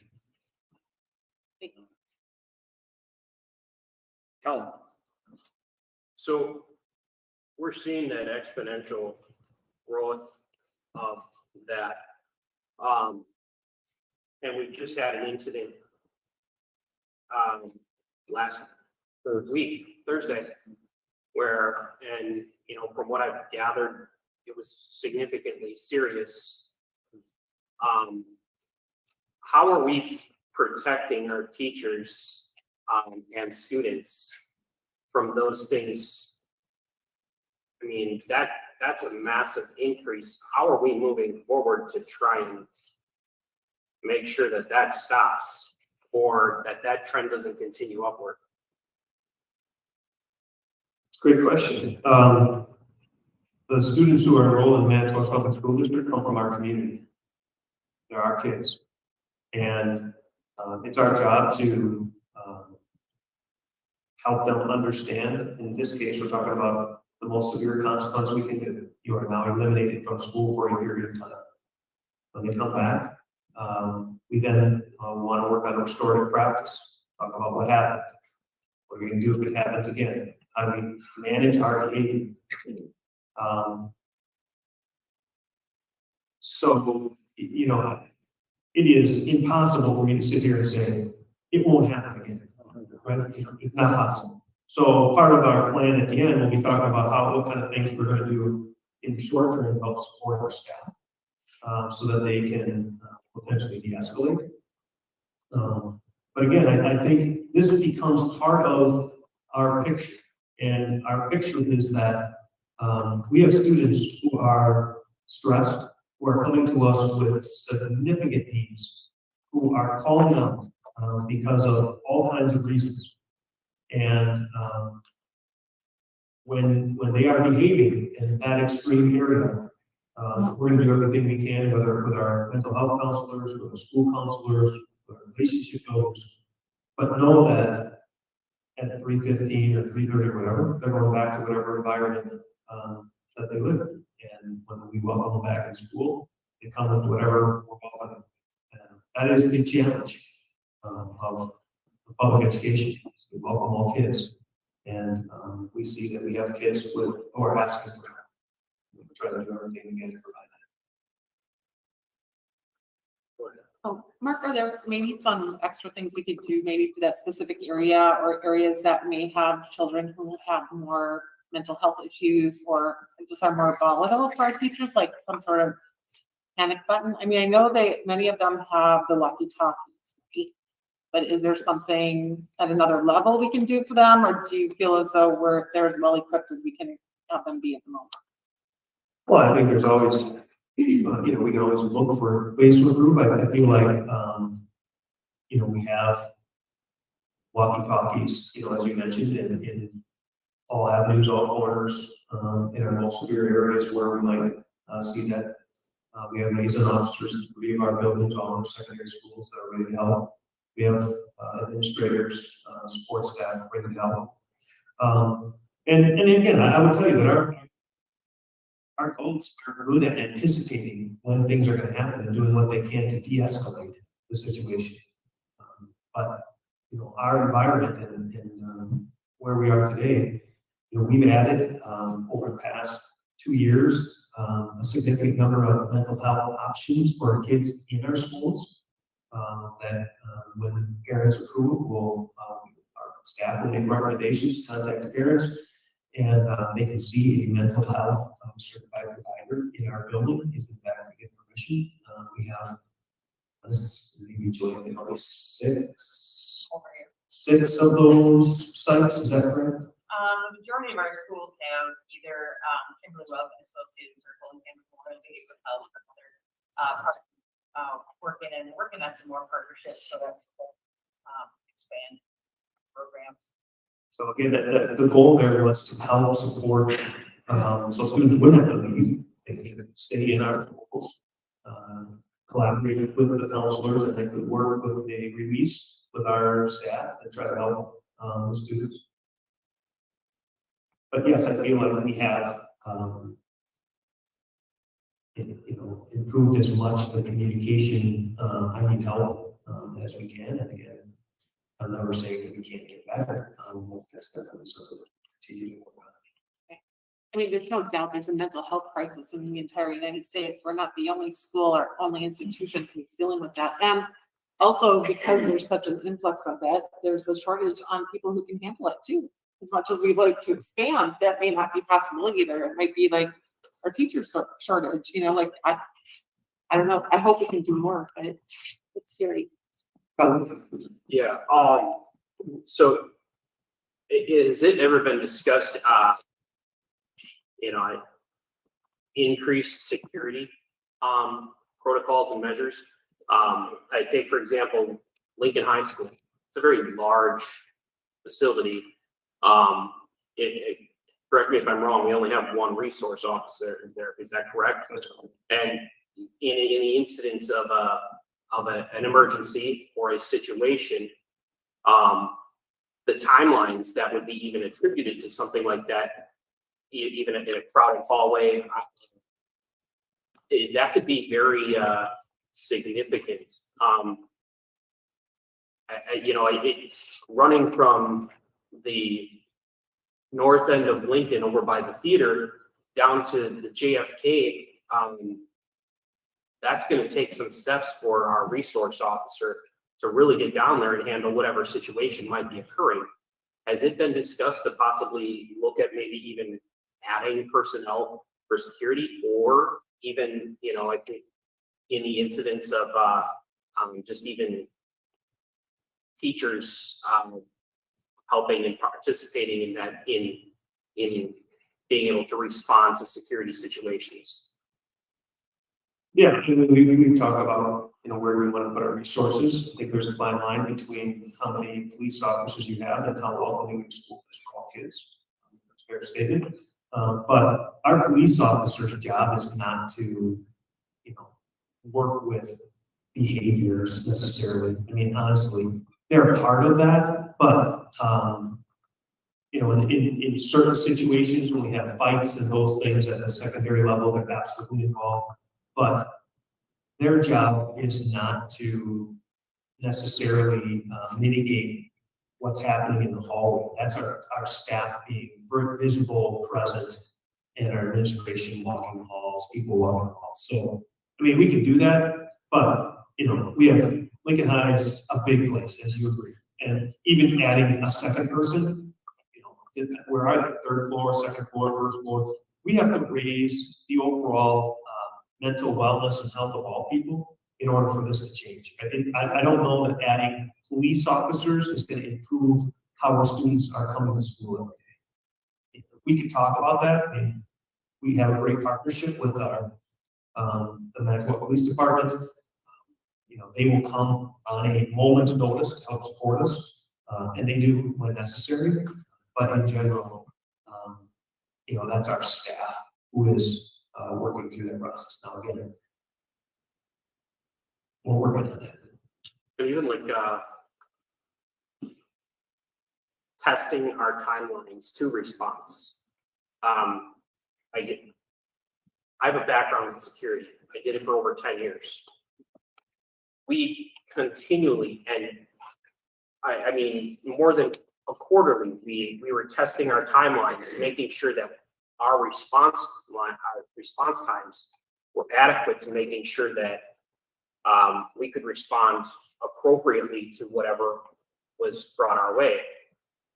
In this instance, where you have a very large facility, do we check those timelines to make sure that we are able, or that in the instance of like a school resource officer responding to a fight, or even worse, to make sure that we are able to respond in an appropriate manner and timely manner? Yeah, we have each building has their safety team, building leadership at the secondary level. Our liaison officers sit on that. We have regular drills, whether they're fire drills, lock and roll drills, or emergency drills. Those are required by law. We log those. We don't, I'm not aware of any institution that has a time from trying to determine how long it takes a police officer to get from point A to point B in regards to a fight. And again, I think the way to solve that is through engagement making sure students have relationships and trying to support the mental wellness of all. Not trying to create a time system. You know, we're talking about kids here, and for the most part, they do respond after a fight. The majority of the time, when it occurs, the kids will stop when they're confronted. The times they don't, obviously, we need some supports, but you know, we're also talking about not just, I mean, you're thinking of Lincoln, and there's a piece of that, but you know, this is the district's data as well. Because I was like, I mean, part of the reason that I'm bringing up the timelines is there was, I think the last week I was told 7 minutes. Yeah, I would just be cautious. So That's not accurate. It should, first of all, it shouldn't be discussed. Second of all, that's second-hand information. I'm pretty confident you didn't hear that from the teacher. Is that correct? Or any administrative person involved? I didn't get much information when I requested it, so. Yeah, I appreciate your help. Any other questions? A while back, we added 7 behavior specialists. Do they have any role in this? So absolutely. They weren't actually full-time positions. Those were added duties to staff that agreed to be part of that. Yes, so the behavior specialists do not suspend, only administration does that. But they are involved in conversations, the return to school, the contact with parents, and the behaviors that might not be as extreme as this, right? Trying to keep kids from getting to this level, whether that's recess, whether that's in the hallways, the cafeteria, etc. And they are working absolutely with our building principals on the daily sent to the office, and that's not what we're talking about here. This is very specifically Yeah, I wasn't really talking suspensions, but rather do those positions play a role in reducing negative behavior? Absolutely. Okay. And they're part of that role so that in some instances, the principal is the only person working through a situation. The second piece we talk about is in-school suspensions, and I guess I would just quantify in-school means that the student is removed from their academic environment and likely held in a room somewhere in the office area. The majority of our schools don't have a specific in-school suspension in place. A lot of times that's a office room, could be conference room in the office, and the student is kept in school, away from their peers, but have opportunity to do work there. So the data here shows that we have significantly increased the number of in-school suspensions. Again, for some students in some situations, an out-of-school suspension is not a punishment. I prefer to be out, and that was some of the behavior that I did to be out. And so our building leaders work hard on trying to balance that. But if we look at the data, we're seeing that we have equal in the first quarter, 2019, 18, and 17, almost full years in school suspensions. I would tell you that in-school suspensions are likely better than out-of-school suspensions because there is a positive environment and opportunities to learn, potentially, but there is not always a place for students to be. So in some cases, like I said, it is sitting in a room off of the office, or it might be in the principal's room, or it might be in a classroom, side classroom. We don't have the specific spots and necessarily staff to always work in the building to sit with a student or two the whole day. Just not the staffing models we have. So we try to be as optimistic as possible about when we put the students in place, and buildings rarely have more than one student at a time just because of the management issue. At times we do that, but that's the way. Again, just showing some demographic, and these are days suspended, again, not times, just days suspended. And you know, as we look through students with IEPs, students without IEPs, and students by disability status, so the data that we're seeing here from in-school and out-of-school suspension is that our students are arriving at our school this year in a much more high-stress model than they've ever been before, at least in the previous 4 years. And that's significant. Even when a student is suspended in an in-school suspension, they're not in class. They're not going from place to place. And we're limiting the learning that we have. If we want to increase these student outcomes, we've got to get them in class.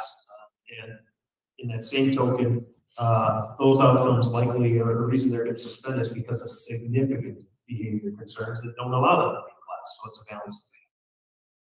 So I'll pause there and say, any questions on, spend a ton of time on in-school suspension, but any questions on in-school suspension?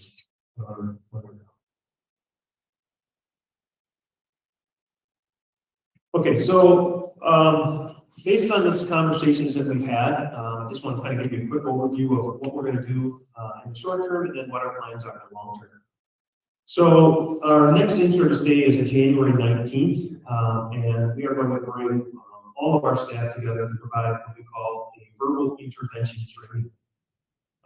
When I say all of our staff, we're talking about all staff who work with students, in this case, aides, secretaries, custodians, teachers, everybody's going to be there. And we are going to provide a research-based tool that all staff can use to support students. Verbal intervention training trains staff to respond in a crisis situation, and the focus is on de-escalation techniques and safe and non-restrictive interventions. You've heard in our language, maybe you've heard the term nonviolent crisis intervention. And a previous board meeting, Joanna shared our solution restraint. That goes hand in hand with the nonviolent crisis intervention. Our special education staff and administrators all go through what we call a nonviolent crisis intervention training. The verbal intervention is a verbal part of that, which provides staff an opportunity to recognize and respond to situations. What we're trying to do here is give all of our staff some tools to work specifically with students who are in a potentially escalated situation and resolve that situation in a manner that would de-escalate the student. We're seeing increased behaviors. We have to respond to those increased behaviors. And so we want to provide our staff with resources that they can use immediately. So on the 20th of January, our staff will have some tools in their toolbox that they can use when they're aware of a situation that might be escalated. This is not the answer, but this is a tool. Likely, this is going to hopefully give all of our staff a continual behavior model that they can talk about in their buildings and work with. And again, it is a 2-hour online training and then a 4-hour in-person training. So it's significant. It's the entire day. Some of our staff will have the opportunity to do that virtual training or online training prior to the 19th in-service, but we have no meetings, nothing else scheduled. This is the first time that we're going to spend the entire in-service day specifically on focusing on student behaviors and de-escalation. We are encouraged about the model. What will happen is our staff will be trained and then those staff will train staff. Our model will work on 25 to 1 or less teams. The in-person training provides opportunities to look at and review potential situations, talk about how we might handle those situations, and give strategies on what we might be looking for. Again, we're looking for opportunities to provide tools. As we look at the next steps, we definitely know that there is this challenge to balance this time to meet the academic needs with our behavior supports. How do we work with teaching students these behavior expectations during the school day? Because that's absolutely what needs to happen. Well, we have a significant amount of time that we need to spend working on our academic goals. And we want to continue to provide ongoing professional development and support for our staff. So we will have about 30 people who will be trained to provide this training. And when we have new staff coming in, we will get them this training. So we'll have a number of people we can rely on to go through this training and give people regular tools that they can use. We want to, as we move forward, look at ways that we can provide this ongoing professional development. We want to make sure that we're setting expectations and then teaching those expectations for students.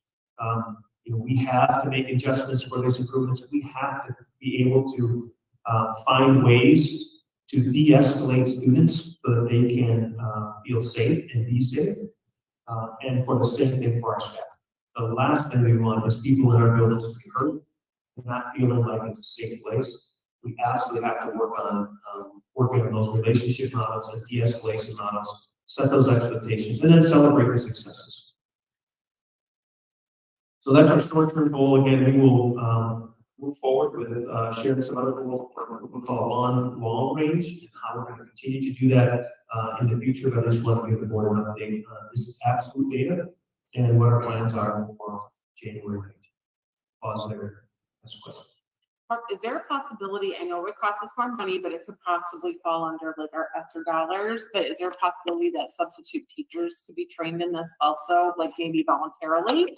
Like they wouldn't necessarily be required, but a lot of those people, because they're in such short-term positions, kind of become more susceptible to some of these things, like students, tend to take advantage of it. And some people are working more specifically in areas that have maybe more issues. Yeah, so the teachers can send an email to each one of our substitutes and invite them to participate in training. Because of substitutes, you can't really say you have to. Right. But we're going to invite them to participate, and if they take us up on it, we will provide them with training. Absolutely. Fantastic, thank you.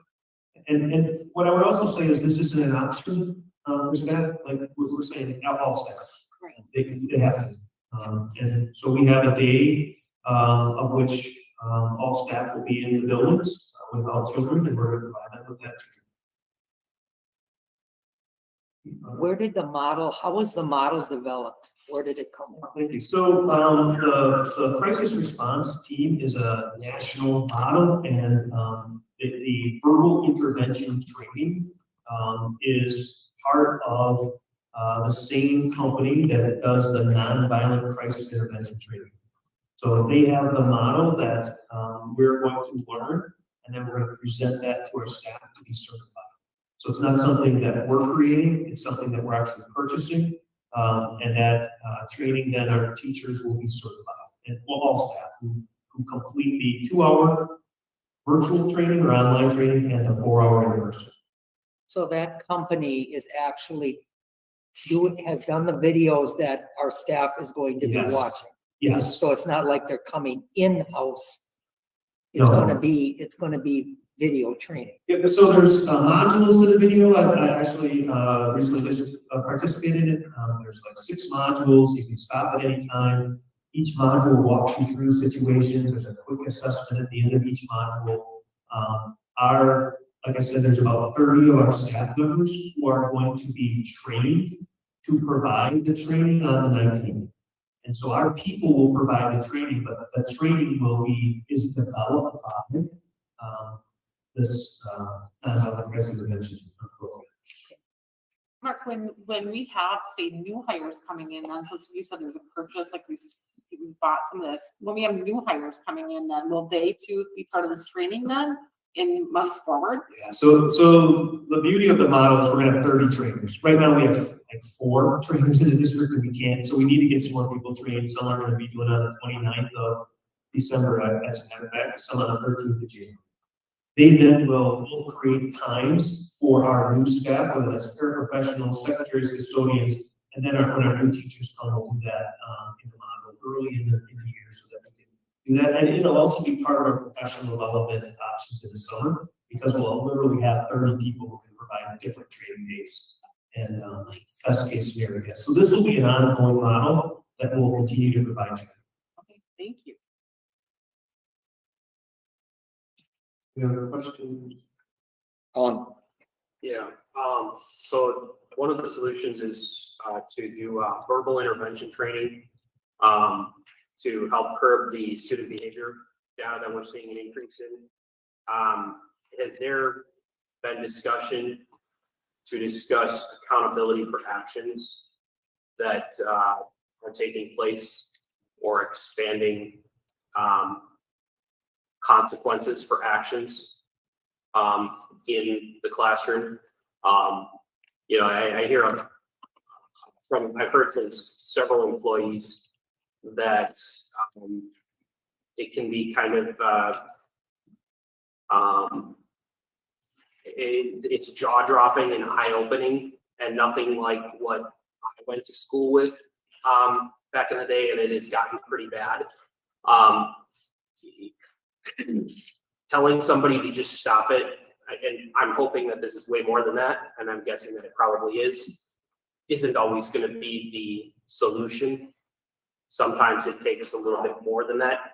Has there been discussion about expanding maybe accountability for actions to help curb some of the student behavior? Do you mean longer, more suspensions? You know, I just, whatever the solution may be, holding individuals accountable for their actions. You know, I get it that sometimes your tools are limited, but these are, you know, to double your incidences in a year, it's nothing to scoff at. It's significantly up, and just a verbal training, I would hope that there's more to curb that.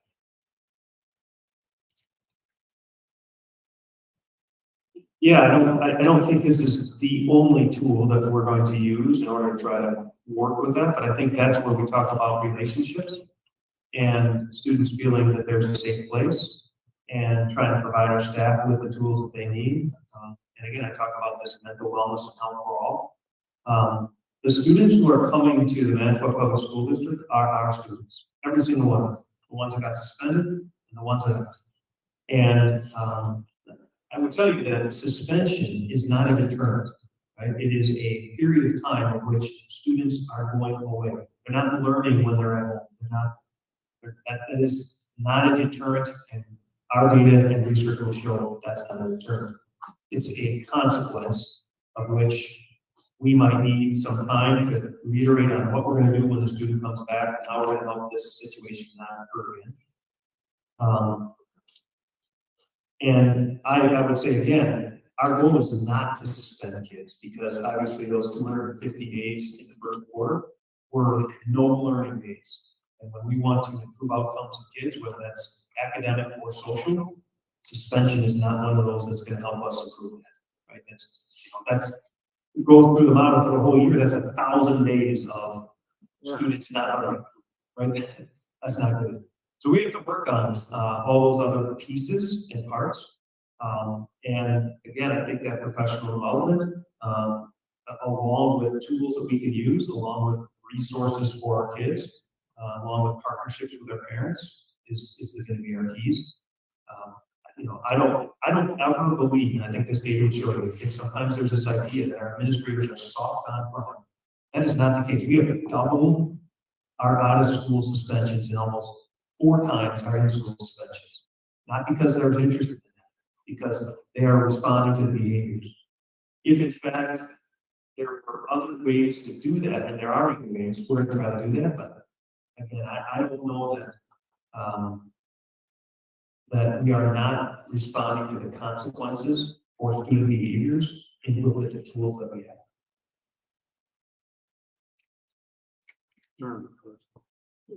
I was just gonna say, I mean, I can't help but hold this in tandem with talking about declining test scores, right? We see the behaviors and issues go up. And so I would agree that it's a struggle, right? It's a real struggle, because we want to say, God, suspend these kids if they're doing that. But on the other hand, that's what causes the decline in test scores. They're not in school to learn enough to be able to perform on an exam, right? And so I think those are the things that we're holding in tandem.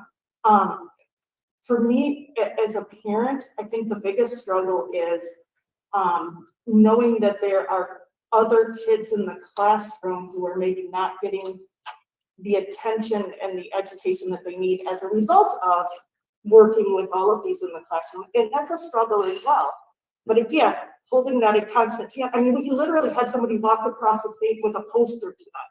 But yet we can't talk about that without talking about you know, we can't put kids in suspension and then expect them to perform on an exam, right? And so that's where we need to find some solutions. And I don't know if that means building some kind of a capacity to continue in-school suspension where the children are also learning at the same time, so that we're not kicking them out and losing those learning times. And, you know, maybe we need to look at some investment in respect to the in-school suspension, where those kids are still able to learn, but maybe removed from that situation in order to calm. I've talked to some students from Lincoln. And I'm you know, I realize that motivation is a real key to getting an education. I think that the students I used to worry about myself were the male students in the back row with their hats on backwards, their baseball hats on backwards, looking at porno on their left. And apparently at Lincoln, there are a lot of students who just don't participate. They pull up their hoodies, they look at their phones, they don't pay attention. So I'm really eager to find out what, you know, line one is of behaviors and expectations. I mean, I'd really like to be informed about that when they're developed. Because I just think that it's a multi-layered kind of problem. And if we're going to get the achievement gap, the achievement up, we've got to find a way to engage those kids. And one way maybe just not allow them to have phones in class. And that, you know, you can lead them to water, but, you know, it's hard to make them drink some days. But I think we need to address that too as a behavioral problem. The apathy, the non-participation. I mean, we do it with attendance to some degree. I mean, some degree of improving success, I guess. But you know, the kids that are physically disruptive, of course, we have to deal with that. But I think we have to deal with it in more subtle ways too. Maybe this is a hypothetical question, but whatever happened, and I'm dating myself, but whatever happened to after school detention? Oh, yeah, whatever happened. So there are times when it's stay after school, whether that's at the elementary school, you know, the staff or administration will do that. There's all kinds of unique pieces to that. You know, as a former principal, I tell you that you spend a lot of time chasing. Right, so if I have an after school detention and the bell rings and I'm not standing next to the door, a lot of times you're out, right? And then ultimately the question is, what's the consequence of skipping the detention? Another detention. Eventually, you know, you get into this model of how many detentions do I have because of the skip the detention. I mean, there was that. So again, if the after school activity, again, I would tell you that there is no one solution, right? Great educators who have engaged lessons with good relationships with kids is likely one of the solutions, right? That is one of the solutions, because that ultimately helps students be engaged. And when you're engaged in learning and you're working through that process, hopefully you're working through the behavior model as well. We know that through this pandemic, our students have struggled, and we're seeing that as they return to our school in a 5-day face-to-face model. And maybe in some cases, they have not learned some of the behaviors that we expected. So we have to work hard on teaching those behaviors, which is not something that we've always done in the past. Sometimes we expect kids to show up with understanding how to do school. And right now we're finding that that might not be the case. Not all kids know. An example would be, I tell you, our 9th graders right now in Lincoln High School. So 2 years ago, they were in the elementary, or 3 years ago, they were in the elementary school. They were in 6th grade, their last 6th graders before we grade 11. They went to 7th grade. They had March as a go home virtual, right? And the following year at 8th grade, they had a half day until or virtual. They chose that model. They came back in the spring, and then they came up now this fall, and they're in Lincoln High School. and they really didn't have a middle school experience. And is it unique to expect that they're gonna have, some of them are gonna have some social concerns and behaviors? Yep, and that is, so they have to work hard on teaching behaviors. How do you get along? What's it look like when I have a cafeteria of 320 kids and not a spot to sit? What do I do? And those are things that we have to work through with our students. I think there's another question there. I don't know if I answered it. Any other questions? Did I answer your question? Oh. Okay, I'll keep you in the loop. We'll keep bringing data and information back to you. If you have questions, feel free to get, let's talk about it next time. Okay, so again, I'll pause here. The next piece on your superintendent director's report. Obviously, you have a chance to look at that, try to give information. Any information, questions specifically on the superintendent director's report? I was grateful to see that, that there's gonna be an increase to, the school counselors or the mental health professionals at Lincoln. I think that's a great step forward. Just, again, given our discussion, given some issues that happened last week, I think that's a continual expansion that I would support if we hopefully continue in that model of being able to serve students in that, mental health need. So thanks, Joanne. I guess I'll flip that and say, if you board probably recalls approving 10 paraprofessionals at our buildings earlier this year, specifically to help support our classrooms and students. So that was something that we did this year as well. Any other questions on the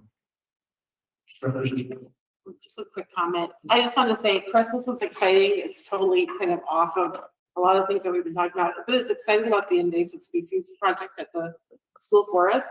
And I'm wondering though, will we get to get a lot of our kids or students involved in that? Become like more aware of invasive species and what that means?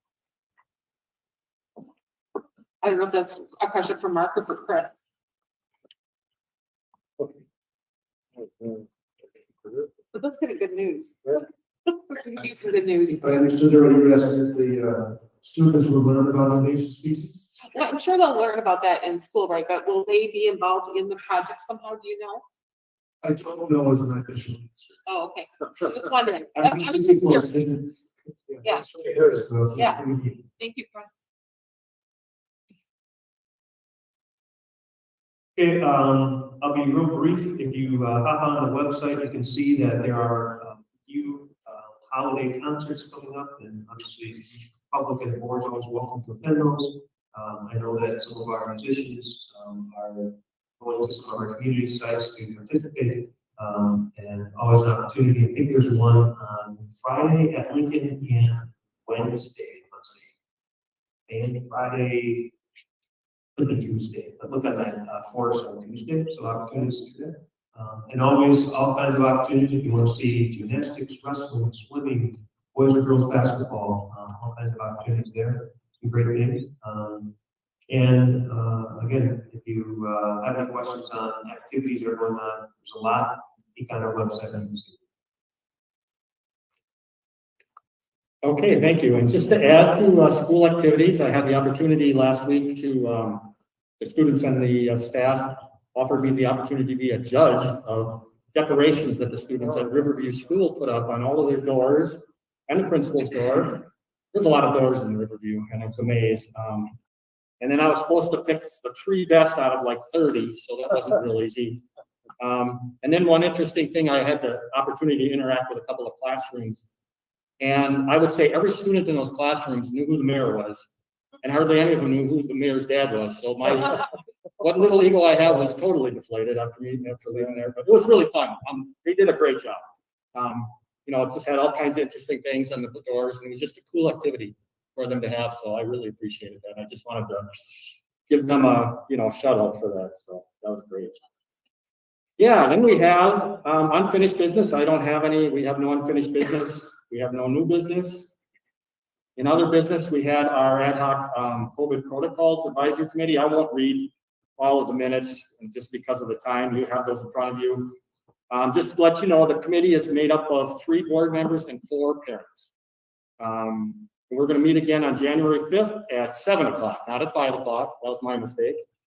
So, we continue to provide advice to our superintendent, in regard to the protocols that are in place at our schools. So, any questions? No.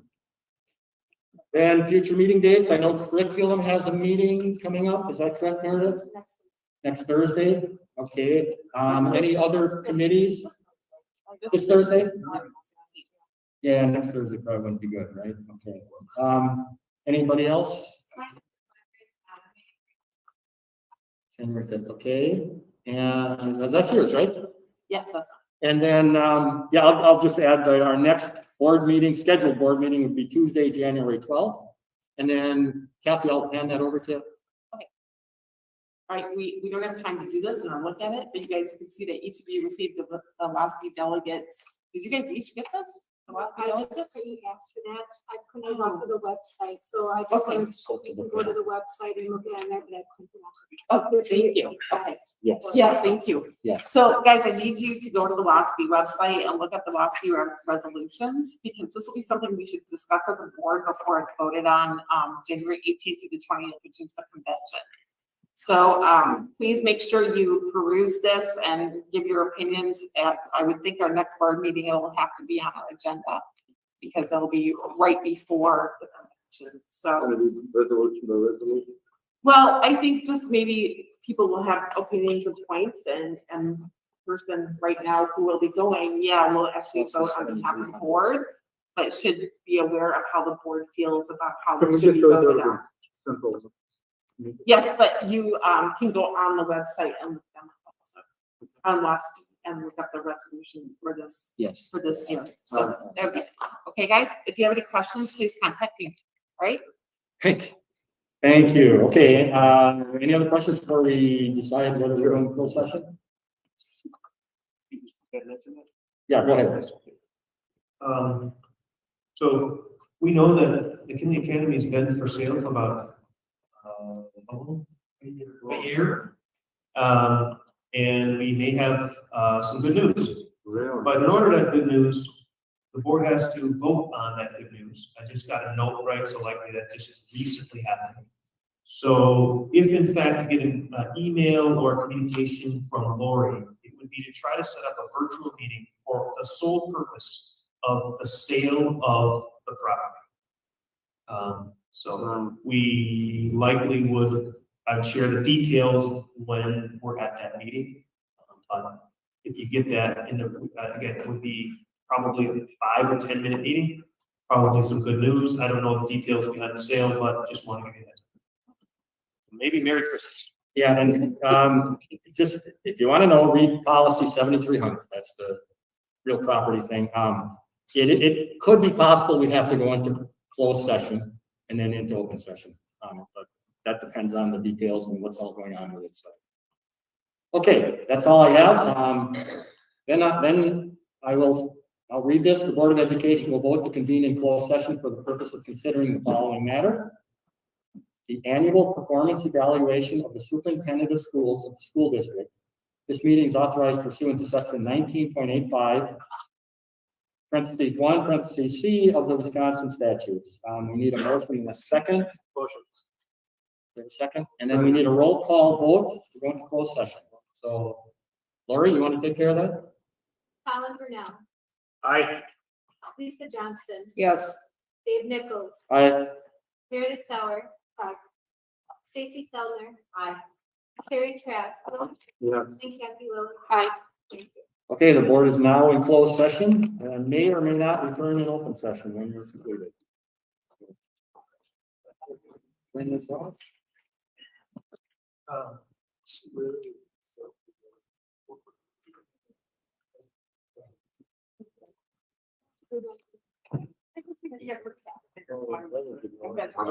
I'm sitting next to you. Yeah, no. The reason I mentioned closed session, we may not, find out that it is involved, that it's supposed to be. And we can go into closed session to discuss it, but then to vote on it, obviously, it's a confidential thing, sale of it. Oh, yeah. I get but that. not, when I say that. The details. Well, sure, like the buyer. Yeah, right. Anonymous. Exactly, we don't have to disclose it until we would want to, then we would have. We won't have to say. So can you see? I think they just got an offer. I think they just got it. Because he just gave me this. He didn't, he just told us. Oh, He gave me, he said, "Do we-" he asked me if we have to go." I think so, I looked up the policy. I said, yes. Yeah, just. so are we just getting here for code, or is there another room? I don't know. Tonight. What should we do? We're Or should we so go? spread out here. I know, I don't like this setting, but. Or maybe we could like just kind of go more. You know. No. Together. Stuff like No. that, we don't have to disclose the I name. have a grandkid They room. prove we can't have one. Yeah, Nice. I'm sorry, Ralph. Remember one of these? And that comment. Press T. Basically, Alright. we can't have an open meeting. There must be a bunch of bitching. Oh, you mean. Yeah. And then you'd have both sides. People. It would be- It would be. No way. disaster. No way. But you know, again, though, Dave. Where are we gonna do this? Where do you, if you don't want to do it here, we will walk down and find a classroom. Yeah, let's just stay here. It's Well, closed putting session, something so on Let's just it's stay not here. recorded or there, you have to worry about sound, I can hear everybody up. Yeah, let's just. Before we get too far. You wanna stand here? I mean, it's not. We're just so spread out, like, I wanna see everybody, like. Well, I know, but, you know, I don't know. I'll go sit on the floor over there then. So, Well, okay, got a comfy seat then, yeah, right? I like sitting on the floor. You can sit over there. You can see over there. I'll sit down there and yell at you guys. It's okay. Pretend I have a megaphone.